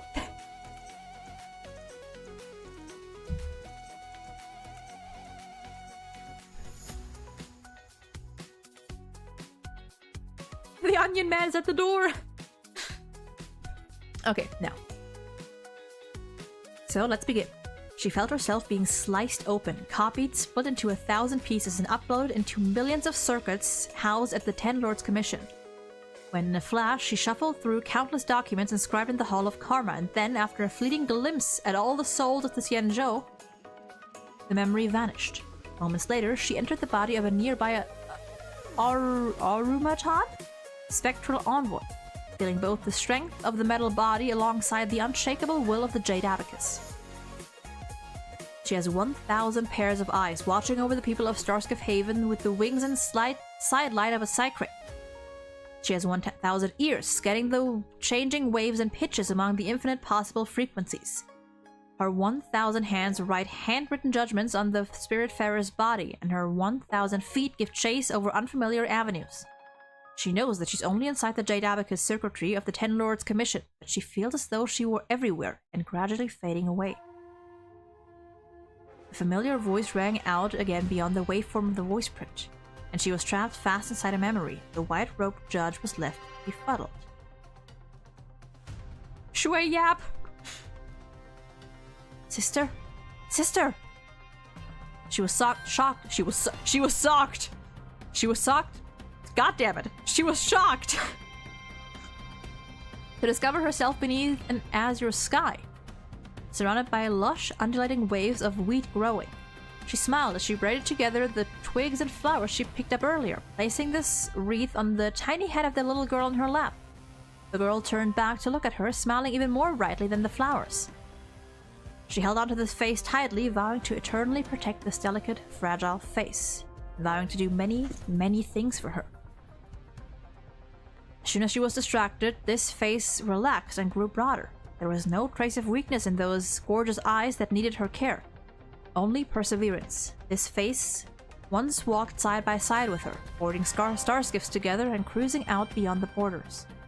Sandstorms, frost, mud marks, time has left behind much dirt upon his face. But these hands will always gently and meticulously wipe away everything. Just like herself, her sister has grown and matured.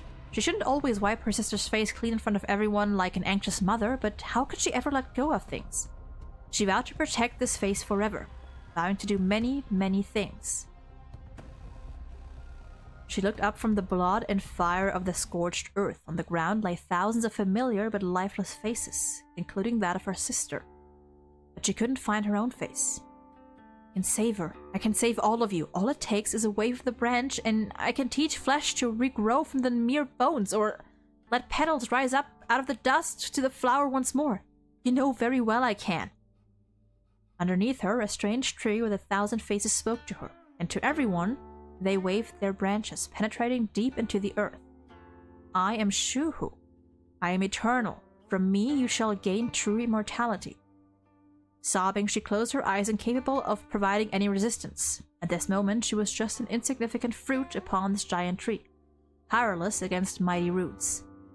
A colossal blazing sword plunged down from the heavens, scorching away the sweet yet putrid atmosphere. A towering figure in formidable armor crashed onto the battlefield like a meteor, bellowing at the towering tree. The strange tree blossomed once more like a perennial flower, its golden branches growing ferociously to tightly entangle the enemy. Each time you overcome death, I am beyond overjoyed. Like them, your flesh and blood are insignificant, but your pain is something that pleases me. The branches laughed shrilly, letting each head speak one word on their behalf, stringing together a sentence. Teng Xiao, what do you plan on using to kill me this time? I'm curious. With myself, the man replies calmly. Behind him, the golden illusion plunges the colossal blade straight down into the ground from high up in the sky. The cries grow more urgent. She could feel herself being once again filtered, deleted, merged, and stuffed up into a narrow, unlimited self. These so-called judges of the netherworld and envoys of the 10 lords truly amount to nothing. Like everyone who jolts away from a dream, she returns to her body but has forgotten the momentary dream. The judge, dressed in white, feels befuddled. Hold on. Teng Xiao. Is that a name, or is that like some sort of I guess title or whatever? Because I'm reading this and I'm thinking of Jing Yuan. Like the golden illusion, like behind him the golden illusion plunges straight down to the ground from high up into the sky. Or someone like this right here, like I'm thinking of the Lightning Lord. That's why. Too much yapping, I zoned out. I mean, hey, fair. Today is a yapping stream. It's very much a lore stream. It's a lore stream. The raspy laughter of the Foxian next to the judge's ear sounds like the howling of a wolf. The man took away dozens of the most valuable pallets in the organization. Now it appears that he is simply lacking in combat experience. Ingesting just one pellet is already enough to easily crush the judge before him. At the end, Ingenia have their limits. They are nothing compared to the immeasurable potential of the bodies of us long-lived species. Foxian chuckles and tries to retrieve his arm, only to find several chains entangling it. The chains are interlocked and intertwined over his skin like spider silk. The judge's eyes are glowing through the gaps in her long black hair, which cascades down her face. Her expression reminds the Foxian of a predator that had smelled blood. My ingenium organ, deities of the 5 organ senses, has been damaged. The part responsible for my sympathy has been reduced. Oh. It's the former general? Okay. Because I was like, that sounds like the Lightning Lord, but that is not Jing Yuan's name. Okay, nice. That's ridiculous. As the Foxian curls his fingers into the shape of a claw and powerfully slams it down, a tree-pronged spike pierces through his palm. He shrieks in pain. I originally wanted to let you undergo interrogation in the shackling prison with your body intact, but you have shattered my sympathy. Just drop the act. Have you forgotten that I'm tied to you through your chain? The wounded beast caught in the trap starts struggling. The Foxian pulls the chain and drags the white-robed judge into his arms. Every inch of his massive muscles contracts like coiled ropes in response to his anger. The unsettling sound of bones sliding out of their sockets and becoming misaligned pops loudly in the air. Ugh. Just like how you put it, body of flesh and blood holds unfathomable potential. But it has a crucial setback. It feels pain. The white-robed judge's voice hums as the man's agonizing screams resonate in the night sky. She pops her shattered right arm up. Her broken iron bone protrudes out like the sharp tip of a spear, stabbing into the Foxian's jaw that already appears like a wolf's. Wow. The twisted fugitive scrambles in all directions but fails to break free from the judge's relentless pursuit. He rolls around on the ground in excruciating pain, finally losing consciousness and going limp like a puddle of goo. You say I am a tool that sheds no blood and cries no tears? The judge, now dressed in a blood-stained robe, slowly rises from the massive body of the criminal.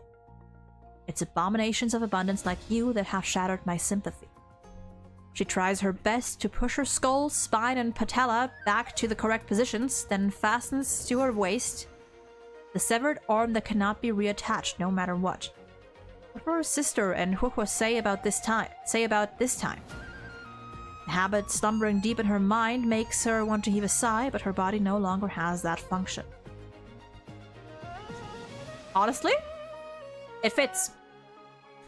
Would I say it fits perfectly is the question. It definitely fits. Actually, you know what?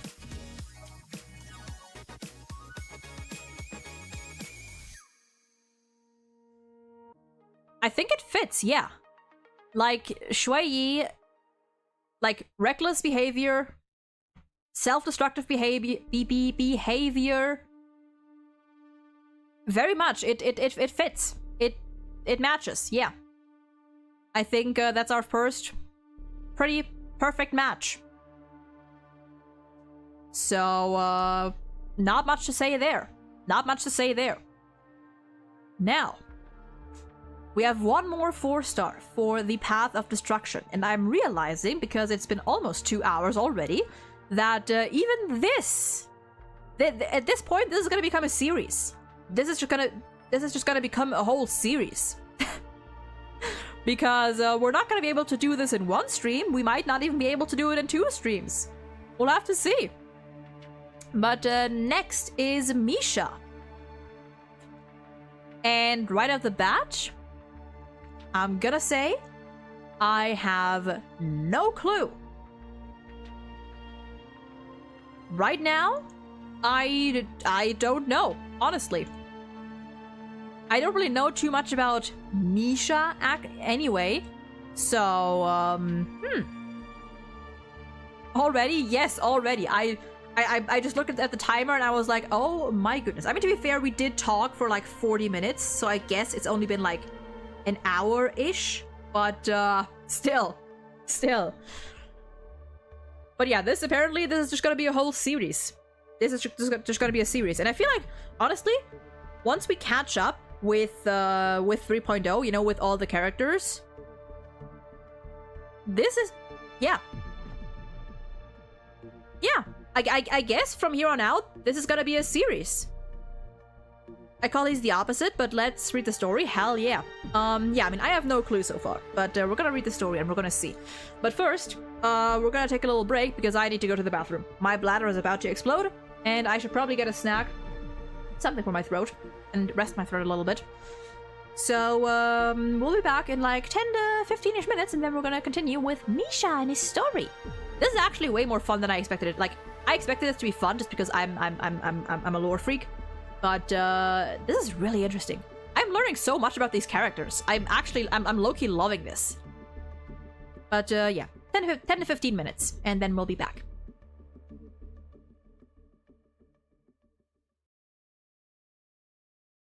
Nova, thank you for gifting a sub to Go Piss.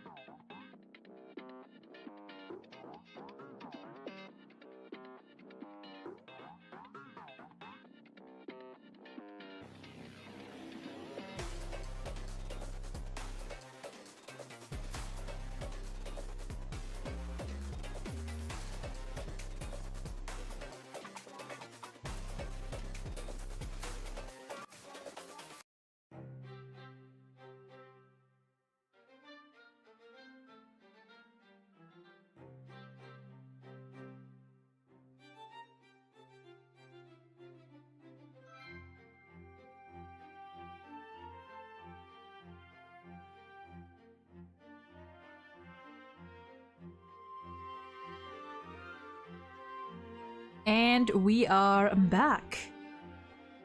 Is this a Bellowbog OST? Seems like it. Sounds like it. Yeah, it is, right? It is, yeah. So what do you got? Okay.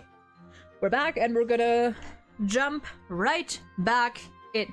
It sounds very Bellowbog. I would like to do an HSR music, like an OST quiz at some point.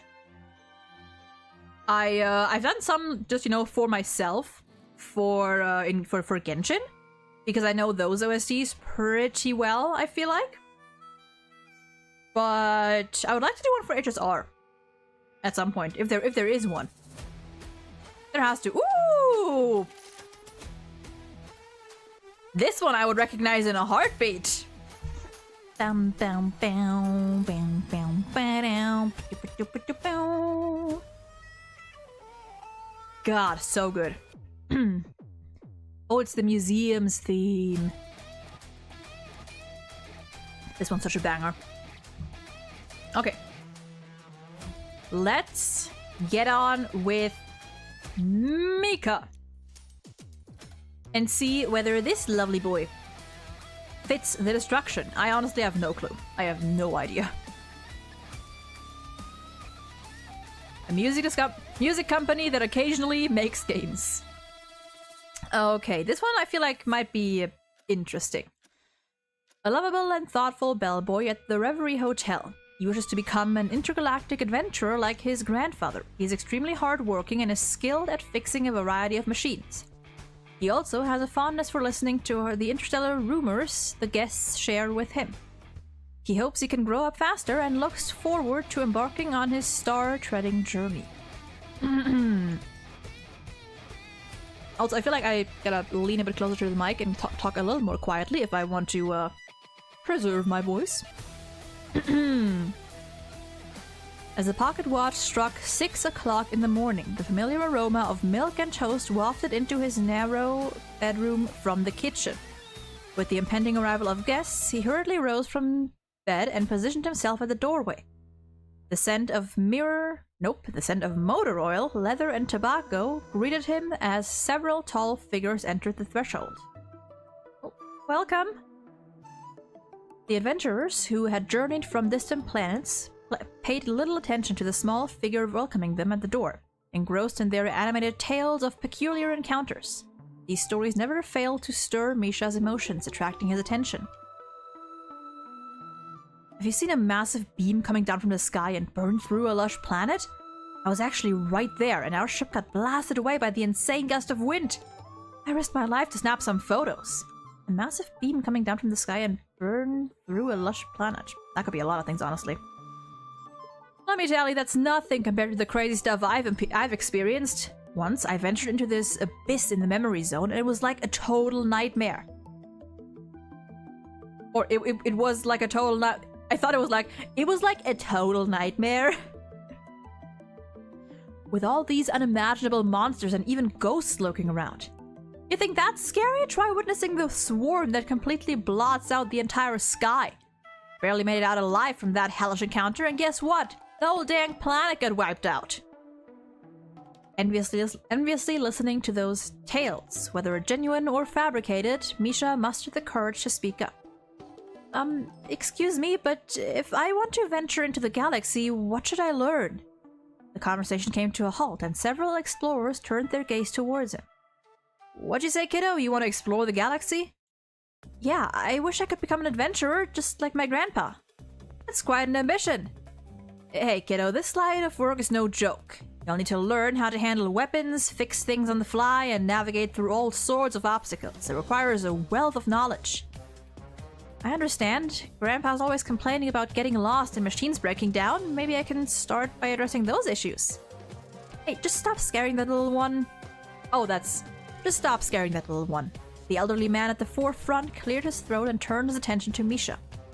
You can learn everything you need, but you really need to think if this is truly what you desire. Are you truly eager to achieve it? And how long are you willing to stick with it? Those are the most crucial questions, little one. Rome had a Death Star and thought Pixar didn't happen. You know, like, who would believe him?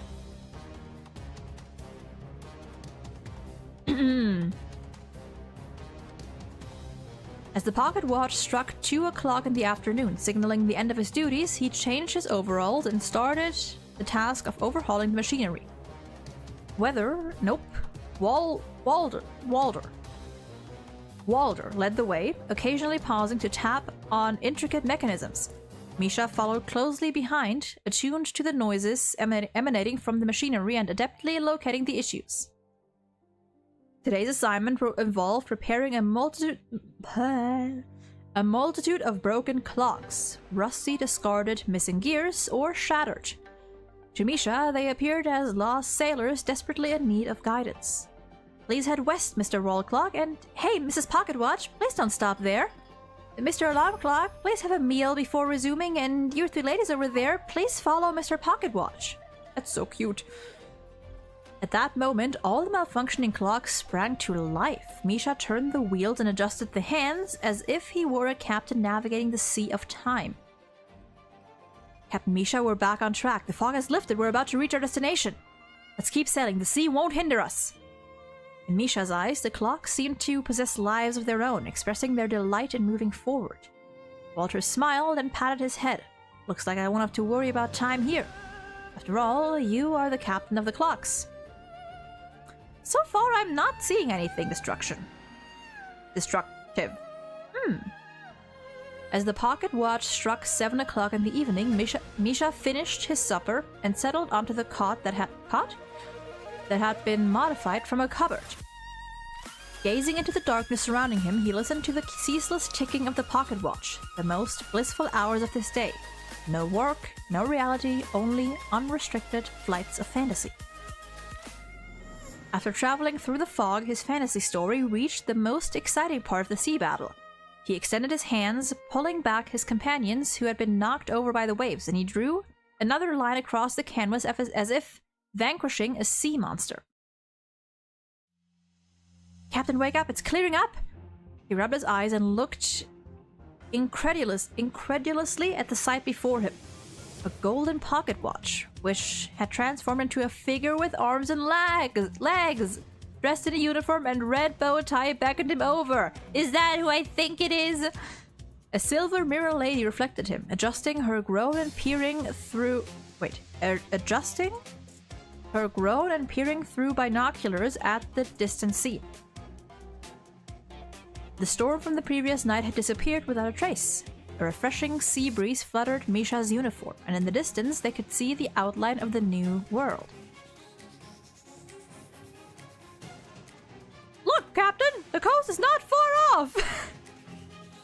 Taking Misha's hand, Mr. Pocket Watch and Miss Mirror gracefully leaped onto the clouds before he could react.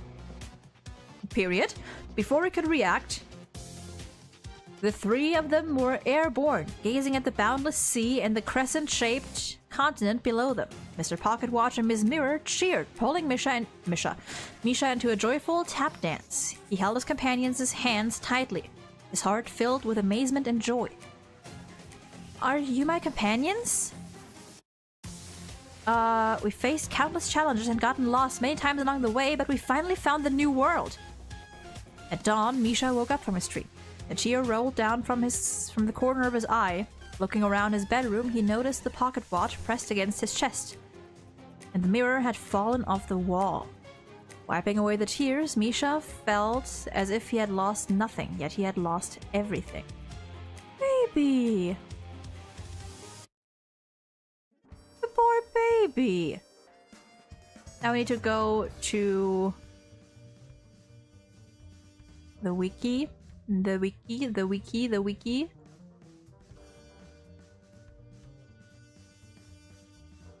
And for the last story. Nope. This one. Part 4. As the pocket watch struck 6 o'clock again in the morning, the familiar aroma of milk and toast wafted into his narrow bedroom from the kitchen as usual. He had settled into his life, burying his dreams deep within his heart. He was no longer easily captivated by the stories of the guests, nor did he hold on to the hope of his grandfather's immediate return. Maybe that's how adults are. They don't keep their promises and they don't really want to listen to children. He took the guests' suitcases and bags. The guests walked away without a second glance, leaving him alone and muttering to himself. He went back to his room of clocks and checked the various clocks displaying different times from different time zones as usual. He stared blankly at the wall full of clocks, imagining the stories and worlds that existed within them. Lost in thoughts of these fantastical realms, he unfolded a drawing paper and began sketching the adventures he experienced with his imaginary companions. That was the end of the story. Farewell, my companions. I'll stay in the new world, and once it's fully built, I'll continue traveling with you to other new worlds. Farewell, Captain Misha. May our paths cross again. All his companions left, except his ever-excited first mate, Mr. Pocketwatch, and the gentle Miss Mirror. They had navigated through mists and across the sea together. In crucial moments, Misha had steered their ship in the right direction. Now, the child named Misha would embark to build a new kingdom on a new continent until the opportunity arose for another journey. If I'm to draw something else, my next creation will be about adventures in the new world. As he finished the last stroke, he sensed some kind of familiar sound paired with vibrations, as if a colossal being had emerged from the depths of the universe and landed outside the hotel gate. He dropped his brushes, opened the door, and ran out. Welcome to the Astral Express, glistening in the morning light. Tiredly, proudly waited there, parked and quiet, just like in the dream. Damn! Who is... So, Mr. Pocketwatch, obviously Clocky. Who is Miss Mirror?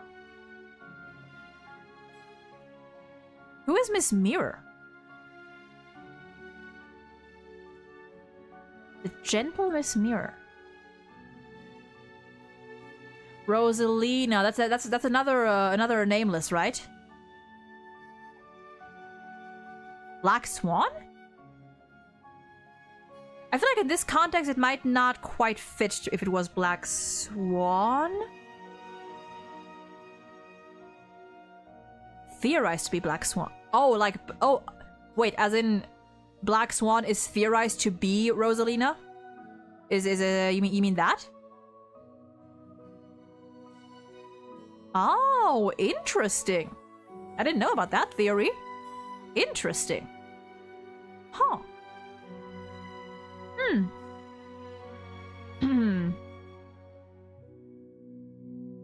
So. Let's... Ooh. Da ba da da. Na na na na. Ba da da da da da da. Ba da da na na na na na na. Ba da na na na na. Oh, no vocals. Sag. I want to listen to some of Misha's voice lines as well. See if there's anything interesting in here.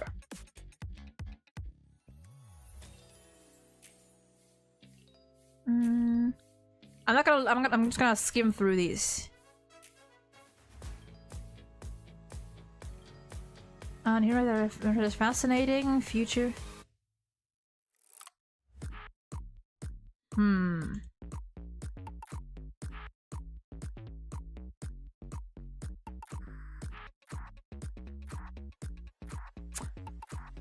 Huh.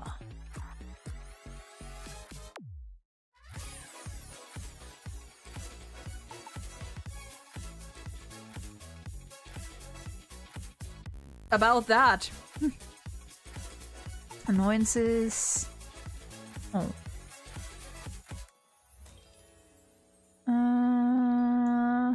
Knowledge.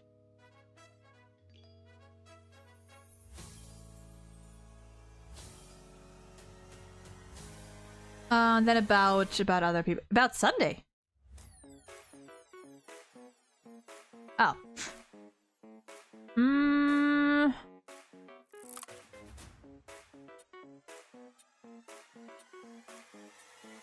So the destruction does not seem to fit Misha. I would almost argue that this is a case because Misha does not see, like, he seems to be on the exact opposite end. That he does not, you know how one concept or one idea of the destruction or one philosophy, I guess, is embracing the end to, you know, like, what was it, like, what was it again? What did it say when we read, if we wish to welcome the new, then we must first embrace the end.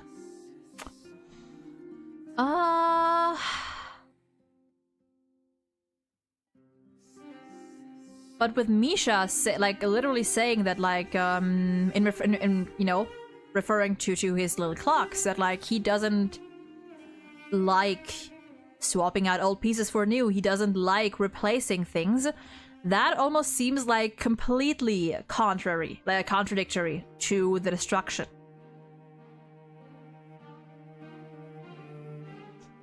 So, do we say complete opposite here? Do we go with the complete opposites? Because I cannot think of for Misha as the character, as the, I guess, like, sort of like creation himself. Because what is Misha? Misha is he's not, what did I say he was? Like, was he also just like a memory zone creation, a meme of sorts? Was that it? I forgot. I forgot. But he's a meme, yeah. He does eventually embrace the end, but not with the intent of destruction, but for harmony. Yes, and that's what I'm getting at, is that is...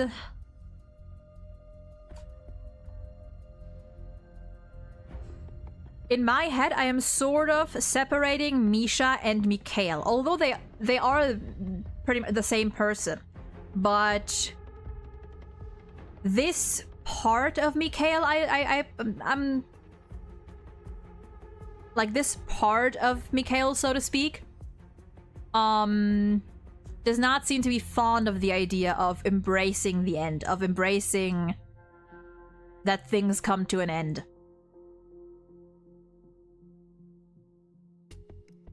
So I think Misha, just as this character, as this meme, is very much in opposition to anything relating to the destruction. At least I would say so. At least I would say so. Just from what we've read and from what I gather. So I would say maybe complete opposites is a little bit of a strong. Maybe complete opposite is a little bit of a strong one, but I feel like it still fits. He does embody the trailblaze pretty well, but that's not his path. I mean, you can walk more than one path. You can walk more than one path. You know? I think I'll leave him in complete opposites because I do think that his mindset and his beliefs of wanting to create things, wanting to, you know, trailblaze, see new sights, but at the same time being unwilling to embrace things ending, goes very much against the destruction.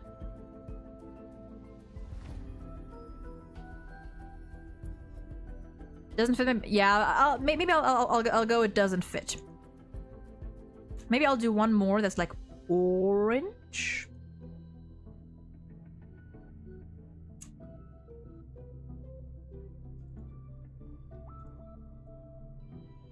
It doesn't fit.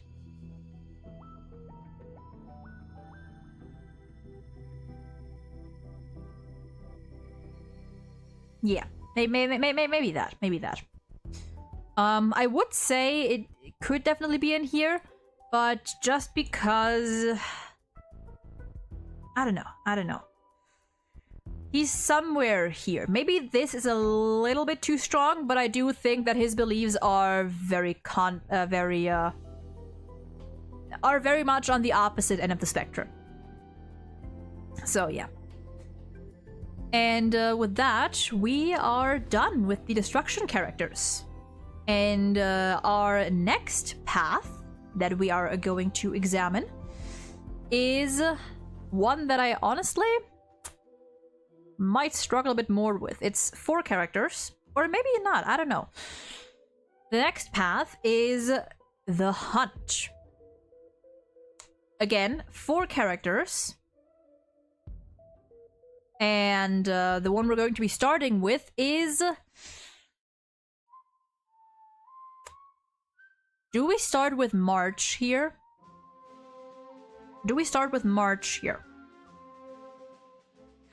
The thing with Hunt March is that I feel like there's not much there is to examine because her character story was likely written with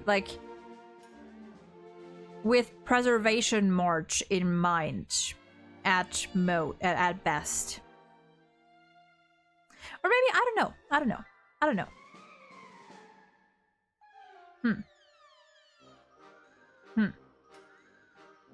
Oh. Wait. Character story Xianzhou. Oh, the show. Oh. So she has her initial stories. Wait. Those are her normal stories, I suppose. And then we actually do have a dedicated Xianzhou story. Interesting. Oh, I didn't know that. Huh. So I guess we can start with March, but first we are going to define our next path, which is the hunt. And the beautiful, quick, nice and short loading screen description says, those who follow the hunt path admire determination, ruthlessness, and tenacious behavior. So those are our three, I guess, main criteria. Don't call me that, Anmor, but welcome in. But don't call me that. But hope you're doing well today. So, yeah. Let's get right into it. This one's gonna be quick. Neither. I don't like nicknames, Anmor. Stop. I do not like nicknames of any sort.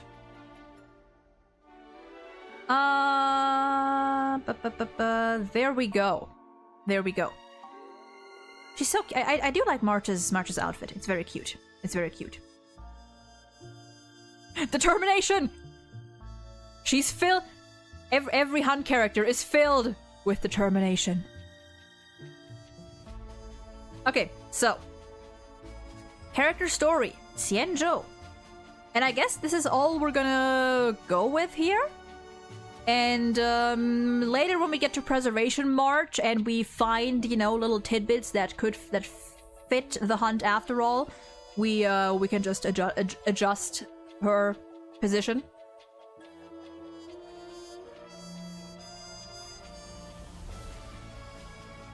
You can tell me why I don't. Just don't. I'm not comfortable with it, so don't. And that's that. I don't need to explain myself, just don't. Okay.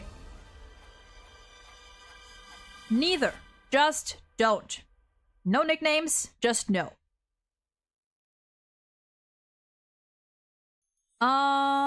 Okay. Not too long. That's pretty quick. Sad? Well, just don't. And if you do, then you're gonna get timed out or banned, depending on how stubborn you are. So, that's a warning. Anyway. March 7th. Character story Xianzhou. Visiting the Law Fu for the first time, the Umbritial Arbor Crisis. The war dance. She not only bore witness to the Xianzhou ship's transformation, but also her own growth. The girl in the photograph moved nimbly in the flower grove. Grove? Grove? Is that how you pronounce that word? Petals rained down as she wielded her sword with vigor, fluttering all over her robes. Was she still the same March 7th from before? Her footwork had become skilled, and she carried herself with poise and composure. Before she knew it, she could already wield her dual swords with confidence. A minor achievement, but one that nevertheless transformed her into a person that she could hardly recognize. If I want to know who I really am, then I must find the truth myself. She quietly made up her mind and turned her gaze to the sky, hope and anticipation filling her eyes. Countless stars and endless worlds gazed back upon her, twinkling in the sky as they did. My path is growing bit by bit, each and every day. Indeed, for her past and future both have gradually taken on new colors.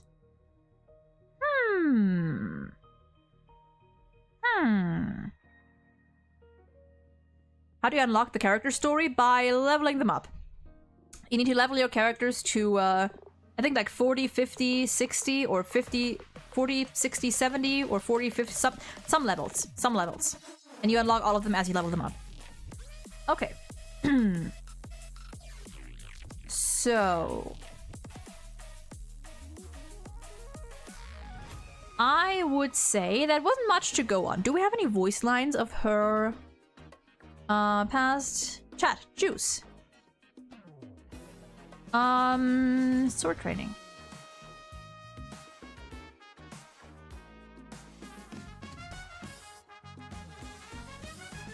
I realize, why is the music not playing actually? Hold on a moment. Or the voice is not even playing. Interesting. Hold on. One moment. One moment. One moment. One moment. One moment. One moment.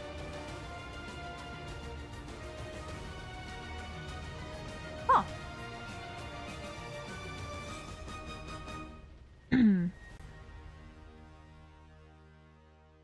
It's not picking up the,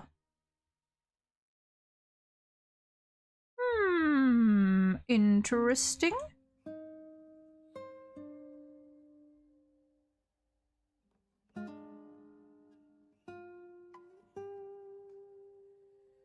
Huh, it's not picking up the game. Well, doesn't matter. Doesn't matter. I've always felt like a hero at heart. When I really started learning the art of the sword, I realized that the heroes in the immersion are nothing compared to my two little masters who taught me every sword technique I know. And then it's about... Oh, wait, she's letting about Sunday. React if they heard about his... about a 7 rest days proposal. The hunt, idle activation... The hunt, trace activation... Okay, okay.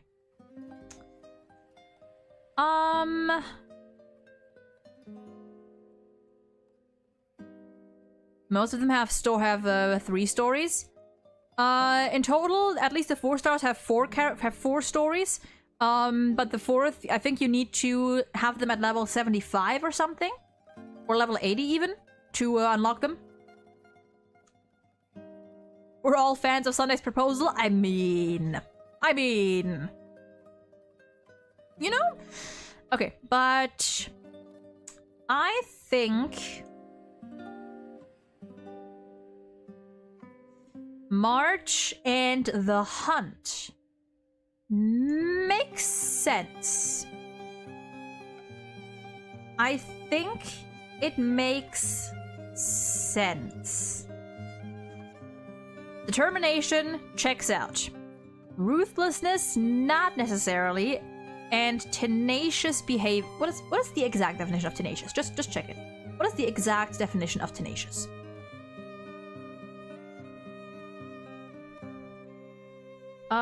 Tending to keep a firm hold of something, clinging or adhering closely, persisting. I think that also is decent. Yeah, I think it's a decent fit. Yeah, for not being her primary path, I think it fits. Is the herder worth it? From what I've heard, yes. From what I've heard, she's really good. 7 days per week is peak, but he need to work for everyone else. Yeah, and we don't want that. We don't want that. We want Sunday to have his rest too. Especially him. That man needs it. That man needs it. Mr. Workday. Okay, so March out of the way. Next up in line would be Dan Heng. Now, Dan Heng, I would just say right off the bat.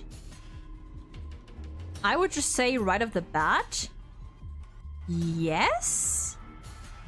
Maybe not a perfect match, but simply because, you know, he is from the Xianzhou. And, I mean, I'm not counting Dan Feng. I'm not counting Dan Feng. This is just about Dan Heng.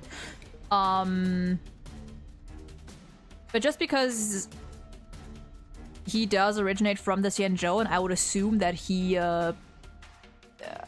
held the beliefs of the Hunt or followed Lan. I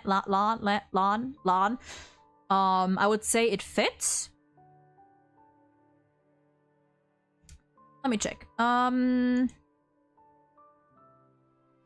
I read Dan Heng's character story? I feel like I did. I feel like I did.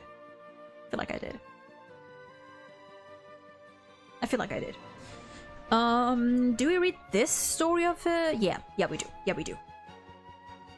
Let's see here. It's not true. Well, it's quite a bit. But it's fine. I decided we were gonna turn this into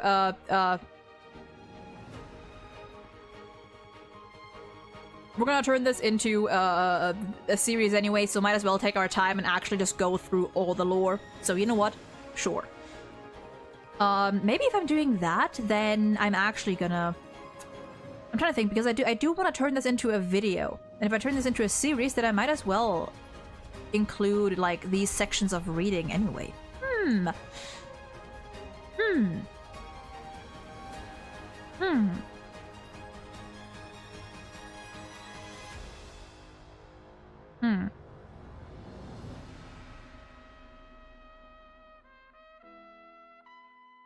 I don't know. I'll see what I do.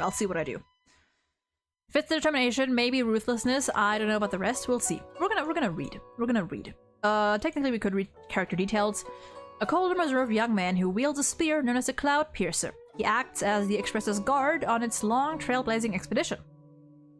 Dan Heng never talks much about his past. In fact, he joined the Express crew to escape from a past of his own making. But can the Express really help him outrun his past? A new dawn begins. It's just another extremely average day aboard this giant ship. The markets have just opened and the morning dew is still fresh. But the young man crossing the street has never seen such a sight. Before he manages to notice all the differences between the actual city and its descriptions in books, he is immersed, savoring the warmth of the sun on the back of his neck. It's his first time seeing his own body clearly. This body belongs to him, belongs to his current name. When he arrives at the port, the escorting soldier removes the last of his shackles. He walks forward without looking back. He can feel ever so faintly several pairs of eyes gazing at him from within the city, eyes filled with hatred. It isn't until the spaceship takes off that he turns his head and takes one final look at this place. It really is a magnificent and grand spaceship, just like the books say. He only glances at it once, then turns his head away to where the stars shimmer dimly and an uncertain future lies. He looks out in silence.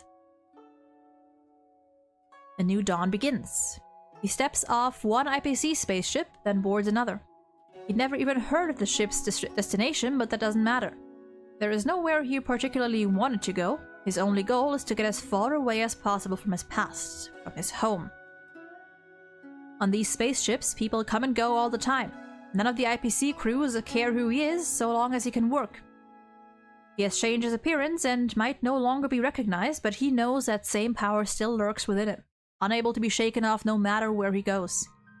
The power drags him down, slows him, tries to overwhelm him, and makes him unable to escape his past. He has to be careful. But he still can't shake off the man with the beastly eyes. If others in his homeworld felt hatred towards him, then that man only has a killing intent toward him. Even the spaceships he had traveled on were all annihilated. That man had died before him, but would reappear soon after. Outside his homeworld, there is a larger world where anything is possible. Even the spaceships he had traveled on were all annihilated.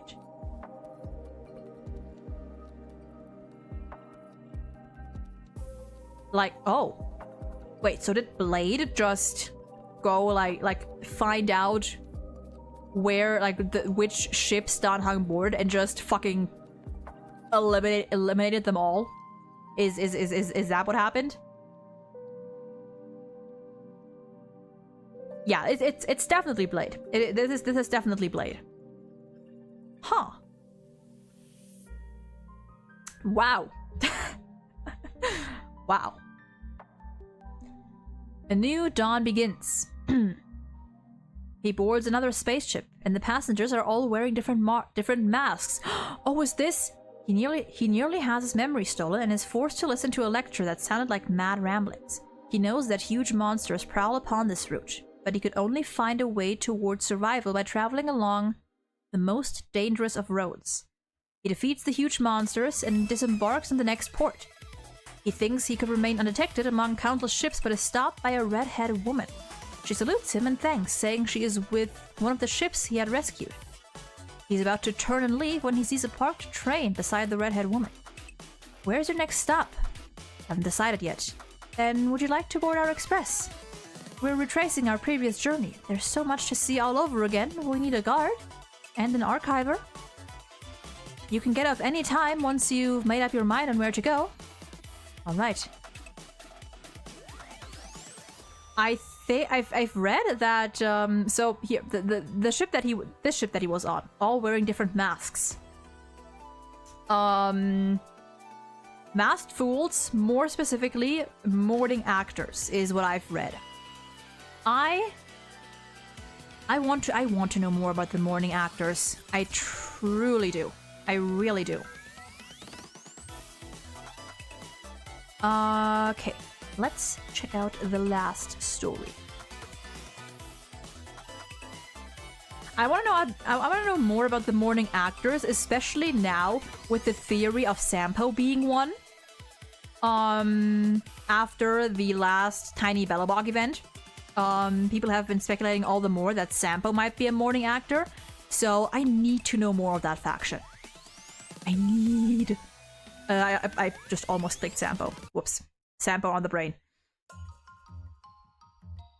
God, why does it smell so good? I'm getting hungry. Man. That's the reason? Of course. Any chance for Sampo lore, I will take. I will eat up. God, it smells so fucking good. I'm getting hungry. Ha! But we're gonna at least finish up. Maybe we're gonna finish up the hunt section. And that's where we're gonna stop, which would be 2 more characters after this. Okay, let's see. Character story part 4. A new dawn begins. He rubs his eyes, realizing it had been too long since he had such a good night's sleep.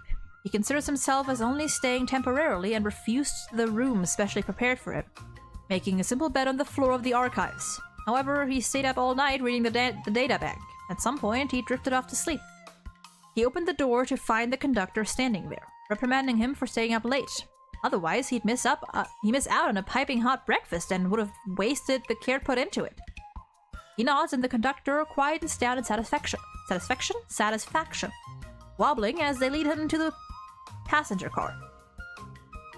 The redhead woman, who he now knows is named Himeko, flashes him a smile. The brunette man to the other side, Mr. Yang, remained silent, despite appearing to have many questions on his mind. Before he knew it, he'd spent many a morning just like this. The process of revisiting the route is not easy, mostly due to the numerous roadblocks caused by Stellaron. Sometimes they would encounter the huge monsters he'd defeated before. They even found an enormous chunk of floating ice, encased in which was a living girl.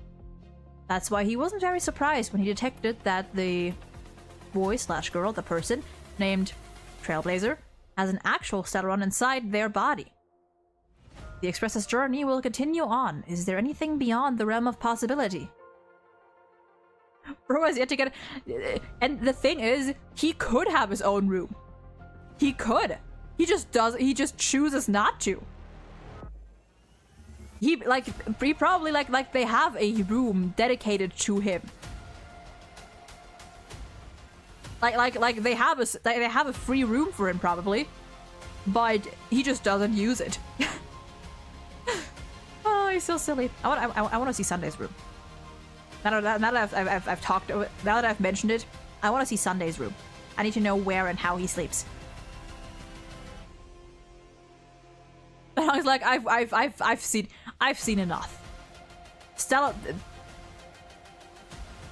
person carrying a Stellaron, whatever. I've seen it all. It's whatever. Okay. So I would say still that Dan Hong being the Hunt makes sense. Makes sense. I think simple as that, it makes sense. Simply because of him being from the Luofu and them having, you know, I feel like just by that, he... I mean, to be fair, this is not even necessarily about, like, choosing... Again, it's important to remember that, like, when it comes to paths and path striders, it's not even about choosing to follow a path. It's not even about the choice.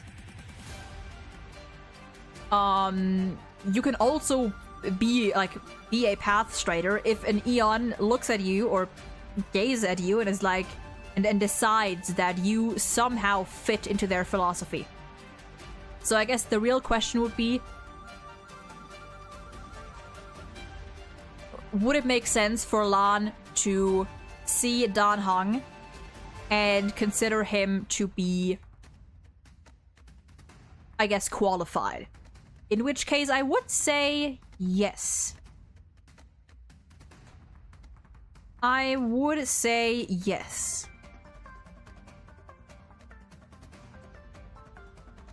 Yeah, not a perfect match, but I wouldn't say it doesn't fit either.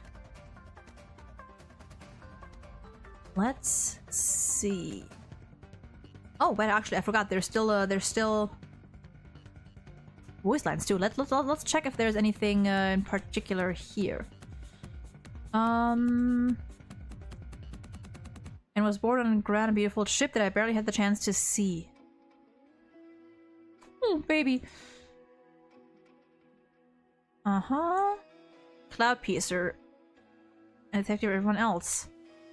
Hobbies, annoyances, something to share. His lines are so short. The data bank, the flow of the invisible languages, independent. Then about. Oh, wait, about Sunday. Whether we can achieve a stream or not, being able to let go of everything and start again is already admirable enough. Aww, love that. Love that. I mean, the same way that we have a room and always did. I mean, didn't they say that we always had one? No, they didn't. They didn't. No, they didn't, but... But, technically, Dan Hong has a room. They offered him one. At least he got the offer. They didn't even offer us a room. They didn't even offer Trailblazer a room.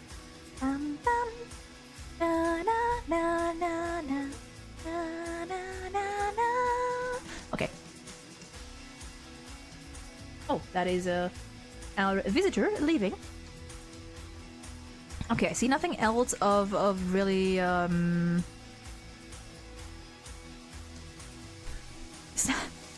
If you're not here to look something up, please don't enter the archives. It's not a place for chit chat.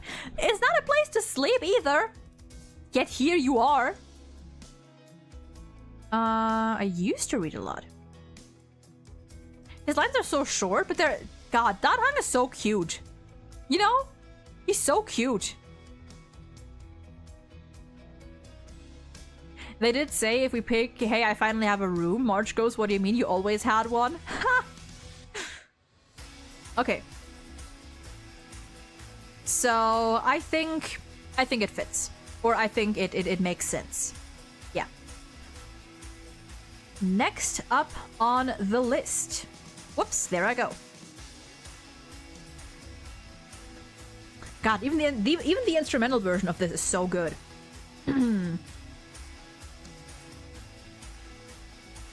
Let me turn this up a little bit.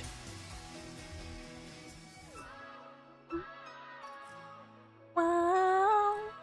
Wow. Wow. Wow. Wow. Okay.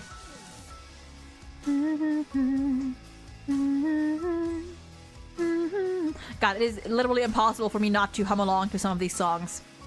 I can't do it.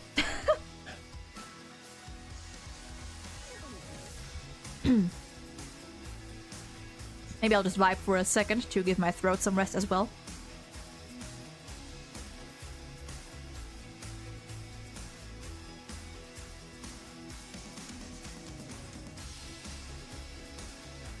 God, the guitar!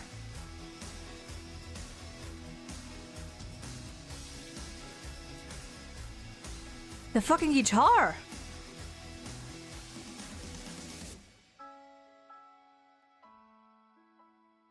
This is definitely one of the best songs in HSR. Like, God, so good.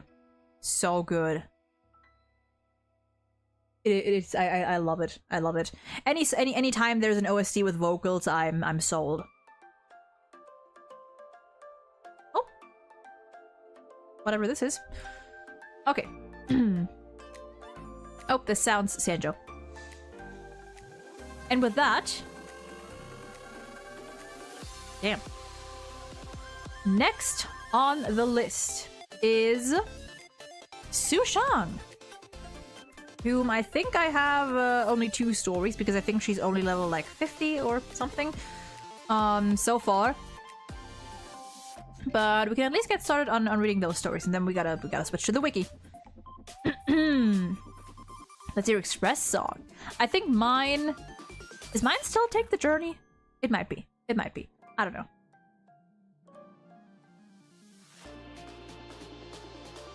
Okay, no more distractions. Okay, Sushang. Right off the bat, I would say it fits. Sushang strikes me as a very determined and ambitious little lady. Let's see. A naive and enthusiastic newcomer to the Cloud Knights who wields a greatsword. She yearns for the historic legends of the Cloud Knights and is eager to become such a legendary figure herself. As such, Sushang firmly believes in the philosophies, be eager to help those in need. Do one good deed a day and reflect on oneself 3 times a day, leading her to busy days full of helping others. That seems to fit a lot so far. O jade gate so bright, O jade skies of flight. Starskiffs weave through the grand fair and tourists flock the sky gate. Anyone traveling in or out of the Law Fu could see a vast gate when looking up, where a special membrane twirls like a torrent. The gate stands alone with no walls and admits the ships coming and going. It is a grand sight to see. The sky gate is called the Jade Gate, and it's the entrance to the Xianzhou Delves. Below the gate, travelers stream inside on their way into the Luofu. Among them is a young girl wearing a peach-colored dress, likely of 16 or 17 years old, but difficult to judge her true age as a Xianzhou native. Nor could anyone guess what strange force has helped her hold that enormous greatsword in her hand. At 2 feet and 1 inch long, it's very unusual. Despite being wrapped in white cloth, it still looks like an antique. Yet it is a true weapon, as the edges on both sides of the blade are as thin as cicada wings. Cicada? Is that how you call it? Cicada? Is that how what do you call it? One moment. Can I? I cannot. Okay. I cannot. Okay, we're fine. Where was I? Thin as cicada wings. Sharp enough to even cut a strand of hair. People come to stare at this soldier girl, raising their eyebrows, but the girl seems to be accompanied by worry, merely frowning in annoyance as she mutters. How strange. Mother taught me how to chant this mantra so that I could focus. Why isn't it working now? Without waiting for her to utter any more obscure words... Whoops. Without waiting for her to utter any more obscure words, a Vidyadhara man at the custom raised his hand and waved the girl over. Next, please! The girl is startled and grits her teeth tightly, but she has to bite the bullet and steps forward. Gold can be smelted, but an oath, the girl says sternly to the Vidyadhara man. Gold can be smelted, but an oath cannot be broken. The Vidyadhara man blankly replies, "This is the customs office. What oath? Name, origin, reason for travel, just give me these." She is dumbfounded and figures she'd gotten her Luofu anecdote wrong. Helpless, she could only pick up her 4-square mirror and respond. Name, Su Shang. Personal belongings, 1 Xuanyuan. Sword. Origin. How do you write Yao Qing again? Oh, she's from the Yao Qing originally. I didn't know that. Oh.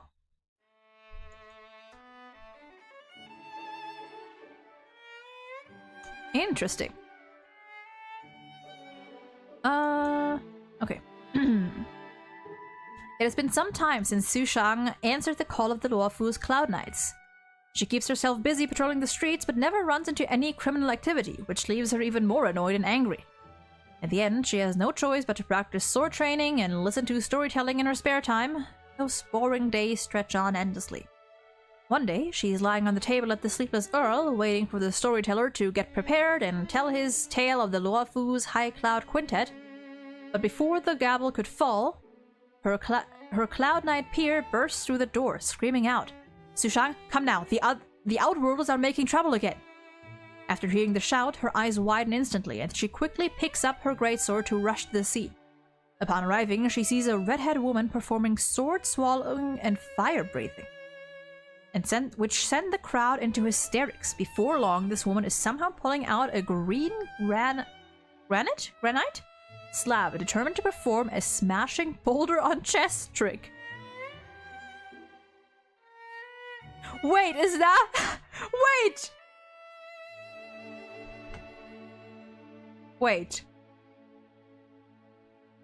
Hold on, wait, hold on. Oh my god.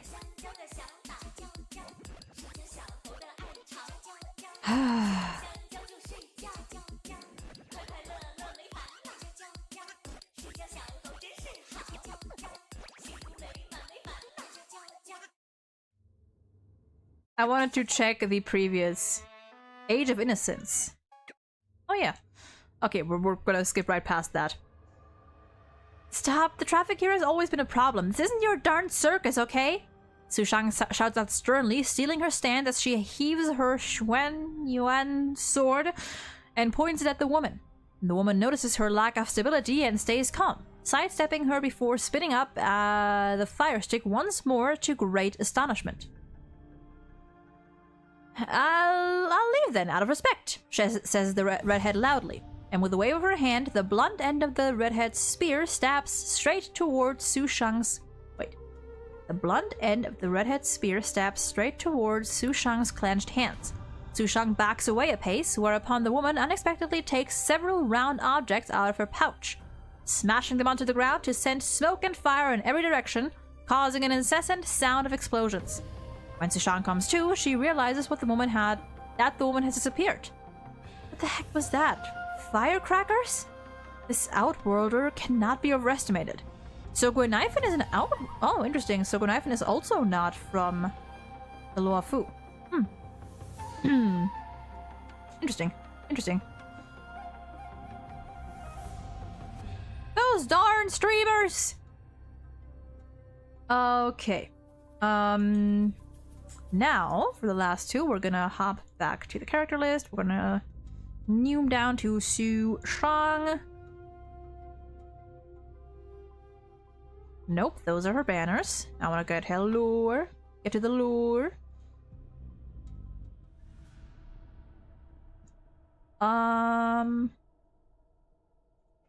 And actually,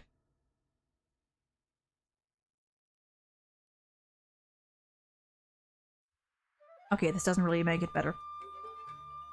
Oh god. Yeah, to think that's how those two met is kind of funny. It's kind of funny.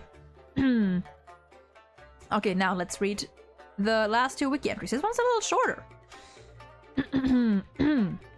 I need more water. Dearest mother and father, how have you two been? I've been fighting alongside the Cloud Knights on the Loafu for some time now, as per your request. So that's something to report. I think I should share it here with the both of you. In my opinion, the most important event lately should be me independently handling someone dangerous without relying on anyone else. This Outworlder always goes around making trouble, and always packs lots of explosives, threatening public safety, but this person is forced into this by the vicissitudes of life. I have never heard that word. Inspired by me, she decided to turn over a new page, and now we're even close friends. Aww. And now they're like that, or maybe like that. Whichever. I also follow your advice and continue to practice swordcraft every day. I feel like I've been making great progress. If I can go home and show you two, I think you'd be pleased with my progress. I remembered back when I set out that you asked me not to be too whimsical and train myself with the army. Well, now I've practiced a lot here, I am gradually becoming more mature. I still have so much to learn, but I can look after myself now. So you both don't have to worry about me. Oh. And the last one. Is this a response? Oh yeah, it's a response of some sort. Sushang. Reading your letter is almost as good as seeing you again in person. The two of us are safe and sound, so don't worry about us. As for your recent situation you described in your letter, we understand and are deeply gratified. In addition, we've added some new instructions here and hope you're able to make an effort with these. Okay, there we go. Firstly, when making friends, you should consider if they're good or bad. Sushang, you're now old enough for courtship, but you still don't understand how unpredictable and dangerous the world can be. Your collusion with hoodlums has worried and aggrieved us. Straightforward, trustworthy, and knowledgeable people are good and should make good friends, but expedient? Soft and flattering people are not good and should be avoided. Fair enough.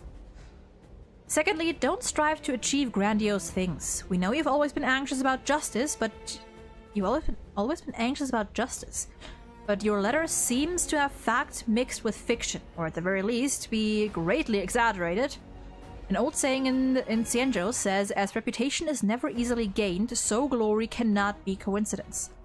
It's not good to make achievements and then boast about them. Keep in mind, we Xianzhou people live forever, so fleeting fame and fortune pass through our fingers into the sands of time. It's why you need to build up a strong foundation and focus on the practical, being meticulous and careful as if skating on thin ice. One slip and you'll get into trouble, fall into the grasps of Mara and bear the consequences for life. P.S. Keep your sword sharp every day, and don't forget to recite your blade swara to focus your spirit. The mind is the basis of martial arts, and when your mind gets refined into the formless, you can know that the sword is nothing but another crutch to rely on. Grass, wood, stone, bamboo, and the alike can all make swords. Follow your heart and energies freely. It'll take many a day yet for you to eventually tame your Xuanyuan sword. PPS, you made a lot of writing errors, Sushang. Please read more books while you're off duty. And it's not look after myself, it's look after myself, not looking after. Oh, that was on purpose. That was just Sushang fucking up. Na na na na na na na na. 1 second, I need to get myself some more water.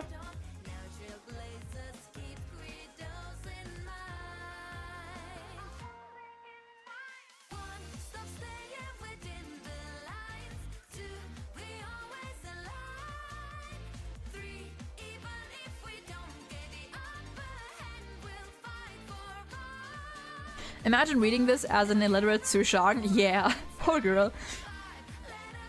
Like, yeah, I get what her mother is talking about, but it's simpler ways to say it. Okay. I would say Sushang fits the hunt. Would I go as far and call it a perfect match even? I think so. I think I would even go as far as to say it's a pretty perfect match. Yeah. Very ambitious, very determined, very tenacious. Ruthless. I mean, I don't know about the ruthless part, but the hunt is also about, like, you know, hunting down injustice, and Sushang is a very, what do you call it? What do you call that? What do you call that? She's just very, very, like, you know, like, good-hearted, and, wants to bring justice to the people, to the world, to whatever. So I think it fits. I think it fits very well. But also simple-minded, yeah. Also, a woman that has trained Sushang for all her life with a sword and then complains about her being illiterate. Yeah. Okay. With that, we have one final character for the hunt. And that is also going to be the last character for today, because my voice is going. And it's been over 3 hours already. The last one is going to be Motze. Mr. Cleaner. Mr. I love him. I already loved him. I'm loving him more now that Ben is voicing him. Beautiful man. His eyes are so pretty. His eyes are really pretty. Need to dip. Good luck with Motze, and thanks for the stream. Hell yeah! Thank you for stopping by. And have a lovely rest of your evening, I think, Imri. Motze is so good. I've actually read Motze's story. I've actually read his story, but we're gonna go through it again. I like Motze's story a lot. You too? Thank you. Okay. Final one. A shadow guard of the Yao Qing, Motze is taciturn and solitary, always acting on his own. As an expert in intelligence, services, and other operations that must remain covert, Motze rarely shows himself before others. The moment he reveals his blade usually spells doom for his enemies. He commands a vast wealth of assassination techniques, coupled with an extraordinary obsession for orderliness and cleanliness. Cleanliness? Cleanliness? I think it's cleanliness. Cleanliness. Part 1. Merciful of Sanctus Medicus. Now listen to us. Swallow this. Not only will your illness be cured, but you shall become no different to a long-life species. You shall live a long, long life. He tries to swallow the medicine, but does not dare inhale. He has no idea how many more times he would have to endure this suffering. The thick liquid passes through his esophagus like he is swallowing needles. A powerful urge to vomit crushes his entire chest. Swallow it. Don't spit it out. This is...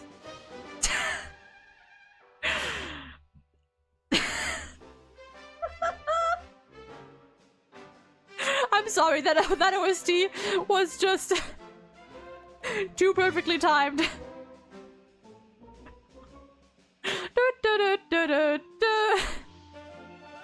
Hold on, hold on. I feel like we need something. I feel like we do need something better than this. Okay, better. We need something calmer for this. Swallow it. Don't spit it out. This is medicine. His body is also echoing the sentiment. Swallow it. Swallow it. Swallow it. Swallow it, and you will never have to face the threat of wild beasts. Never again will you fall into the gaping, bloody jaws of fear. I guess that's better. Swallow it, and your body shall no longer be powerless. Never again will you have to stand by and watch your companions die. Swallow it. Whoops. Fuck.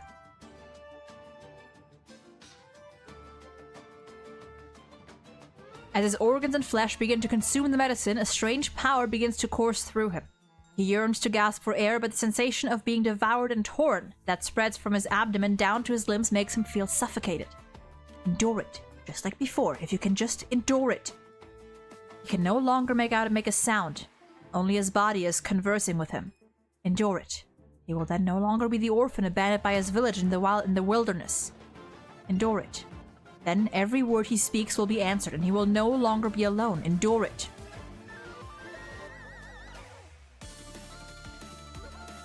We would need it. We need a better OS. God. It's better than the fucking but Motsu, how do you feel? Very good. Seems like you withstood it once again. Keep holding on. Don't be afraid. All of your ailments will be eliminated.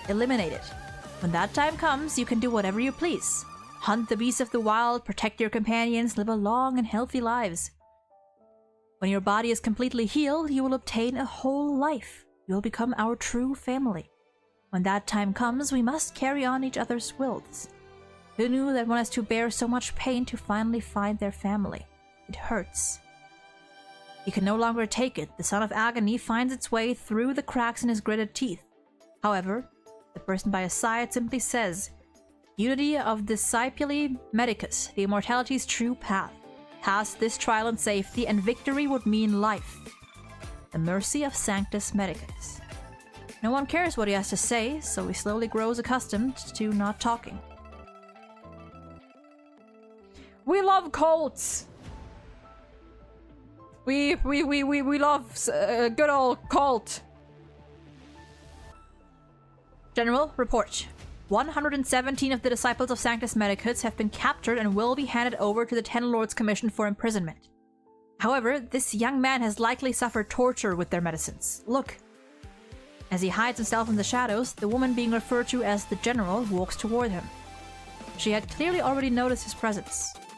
When that time comes, we must carry out each other's wills. The voice that resounds in his mind is devoid of emotion, yet day after day of being exposed to it causes him to raise his dagger at once. However, in the blink of an eye, the dagger comes crashing to the ground. You wish to kill me? You killed my family. He notices a momentary unease in the eyes of the fox-eared woman. You count them as family? They saved me. They are the only reason I am alive. She lets go of the boy and shakes her head. I see you know nothing. Never mind. Someone will come to plan a home and life for you. Just follow them and you'll be fine. Na da na na na na na na na na na na. As she turns to leave, the boy stays crouched on the floor, simply staring at her back. He knows that this may be his final chance. He picks up the dagger from the ground, jumps high into the air from behind her, and lunges forward. A fine attack, she praises him. This time, the dagger does not fall to the ground, as it ends in the woman's hands. However, he does not give up. He dodges left and right and even gnaws at the woman's hand when that fails. It's not polite to bite people, you know. Don't worry about me. Stand down.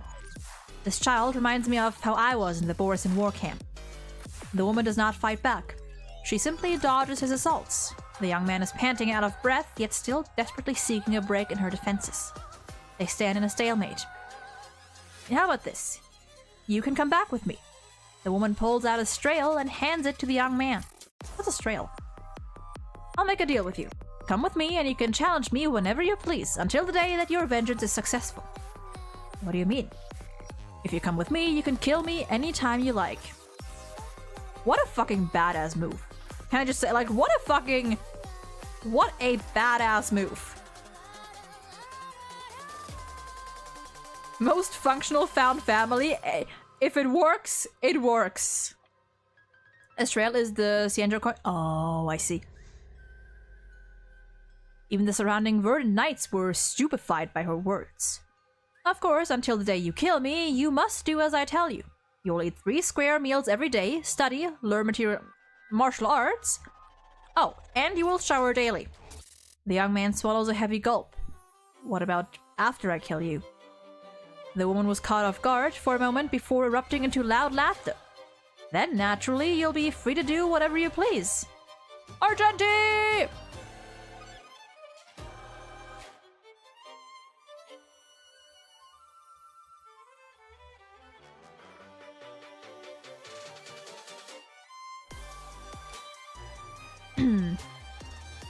Part 3. Who are you? He says nothing, but people who are staring death in the face tend to get chatty. I know, you're Fei Xiao's shadow guard. I'm right, aren't I? You spent your whole life working in the shadows, doing things that should never see the light of day. How about I give you a chance? My master wants to know if the rumor of Fei Xiao having Boris in blood is true. If we can reach an agreement, then we can take down Fei... Things are as yet suspected, so he brings his mission to a swift end. This is his duty as a shadow guard. There is no consideration for right or wrong. His actions are motivated only by orders. This is because to him, each successful mission is an opportunity for revenge. For every successful mission, you will earn 1 strail. 1 strail will buy you forgiveness after each assassination attempt. Ah, interesting. He was once concerned that he would not be able to get close to Fei Xiao, yet he was assigned as Yao Qing's shadow guard and followed by her side at all times. His assassination attempts were never successful, but through them he had mastered the art of vanishing and reappearing like a ghost. This blade that strikes from the darkness is not only aimed at the general of the Yao Qing, but also the enemies of the Xianzhou Yao Qing.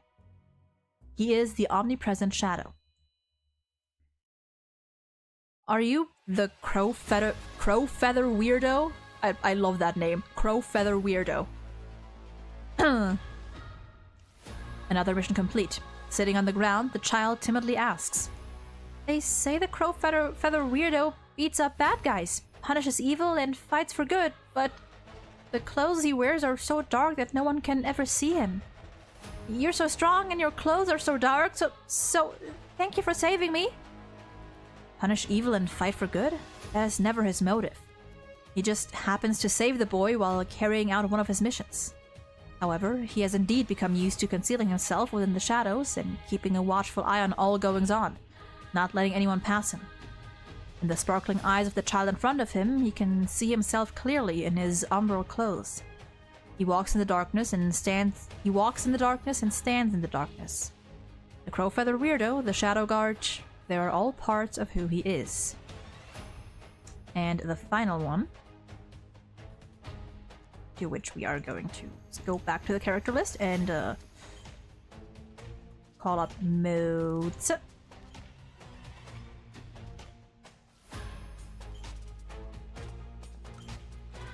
Last one. Bit of a longer one. The Foxian healer half covers his face as he looks at the scene before him with great and pathetic concern. Countless eyes, ears, tongues, teeth, limbs, and fur are sprouting from and falling off of the bodies in front of them, as if they're experiencing this final suffering in vain. For the first time in forever, Moza feels a little uncomfortable. Not only because of the scene before him, but because it reminds him of his blurred memories of the past. Have I actually read this story? I might not have read this one, actually. The mercy of Sanctus Medicus. Life without bounds. Old age never coming, the dead revitalizing. A crowd of Sanctus Medicus disciples huddles together. Though one of them is heavily wounded, those around them simply continue to murmur those familiar words. Divine traces of abundance shall heal your body. Quick, drink this. Suffering is temporary. You shall have a full life once more. You will not die in this moment. In a flash, the speaker collapses to the ground. The black-clad shadow guard appears in the light before them and stands solemnly. Silence cannot conceal the murderous rage that once again welled up inside him. These people are no longer people. They feel no pain. What about you, though? With wounds like those, are you going to tell me you feel no pain? The Foxian healer sprinkles powder on his wounds and chatters away as always. We were originally here for reconnaissance? Is that how you pronounce that word in English? I told you we had a large force ready for backup. Why did you go ahead and take action? He does not say a word, simply looking down at the sharp, blood-coated dagger in his hands. Over the years, though, through each and every mission he had completed, he had long since come to understand just what the former family of his was. However, he refuses to think about it in depth, nor would he acknowledge that his view had changed from all those years ago. If he did, what meaning would his vengeance and their vow have? Does that hurt? He still refuses to speak. The Foxian healer decides to speed up his movements, wrapping his wounds in gauze. Gauze? Gaze? and casually pressing down a little too hard. Ow. Oh. If it hurts, then say it out loud. What good does enduring your pain do? Just seeing you like this is agony for me. Aww. He nods. He has become accustomed to not speaking, but also to having people speak on his behalf. I haven't read this one! Oh, that's... Oh! Oh! My Mozacho heart is happy. He's happy about this one, but also, ouch.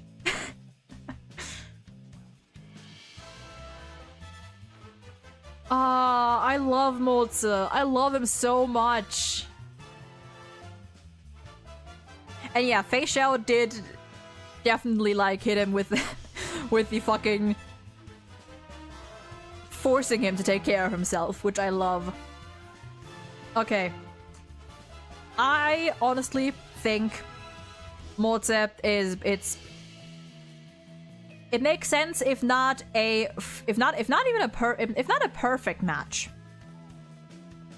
I might even say a perfect match. Honestly.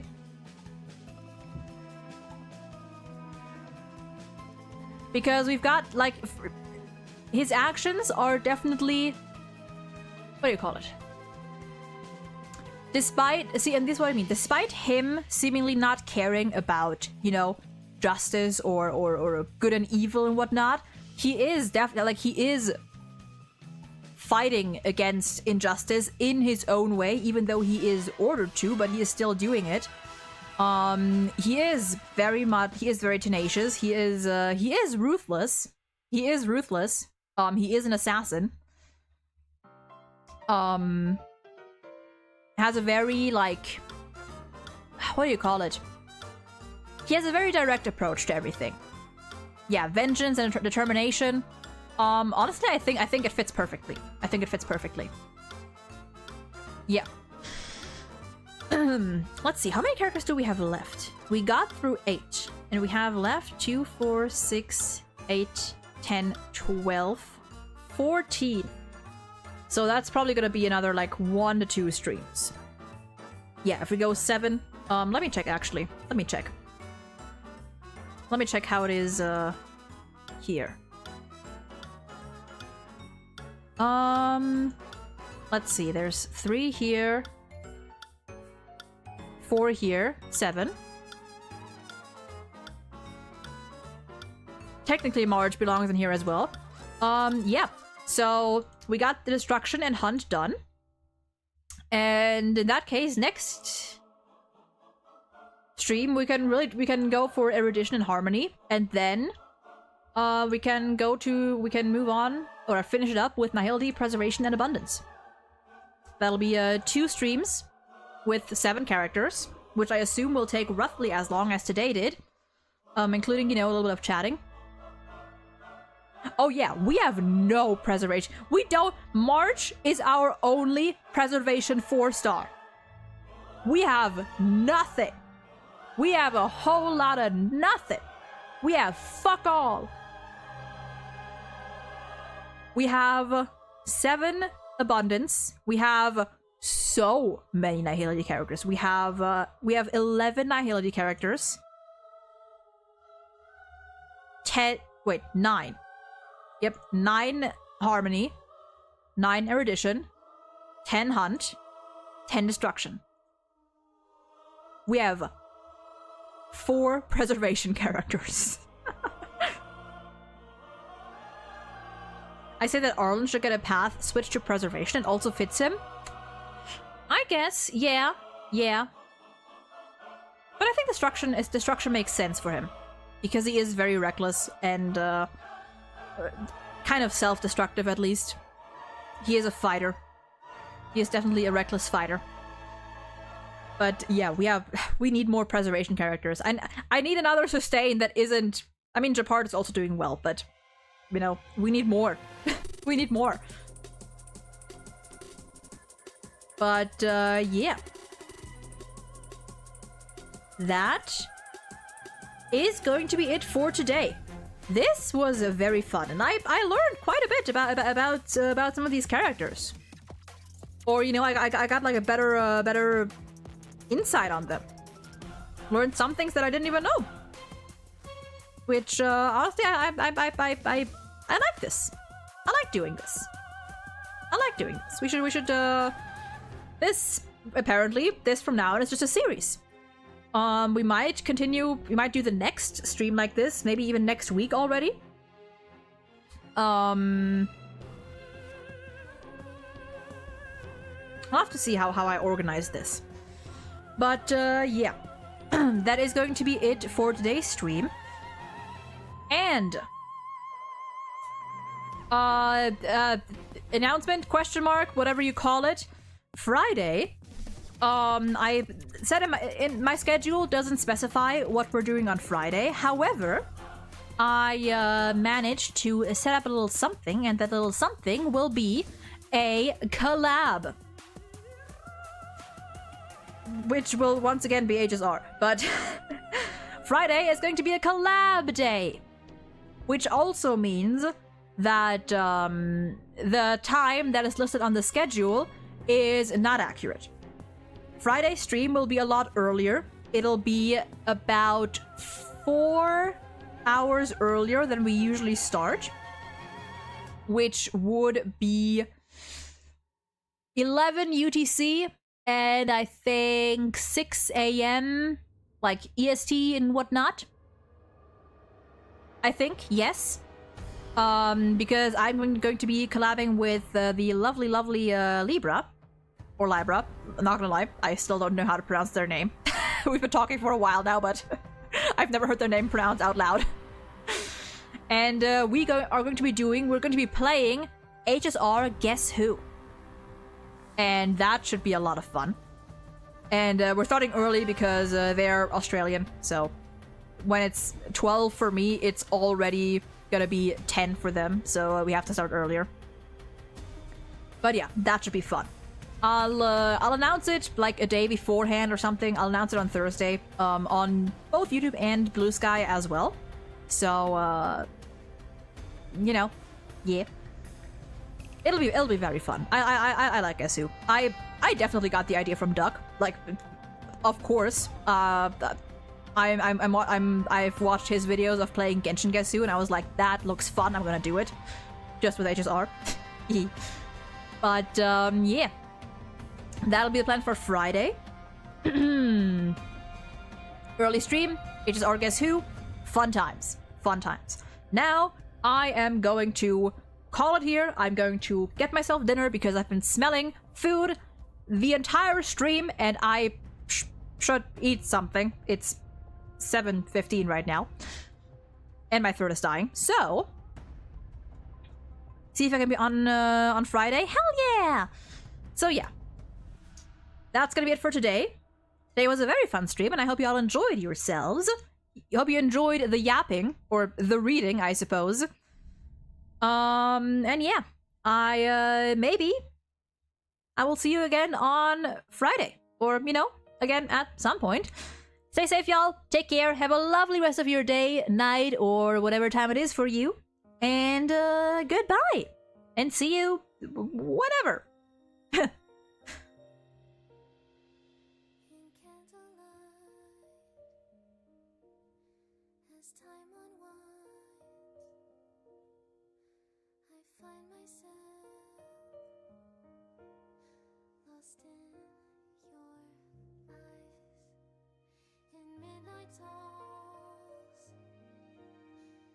Darkness falls, I see your tears when we say goodbye.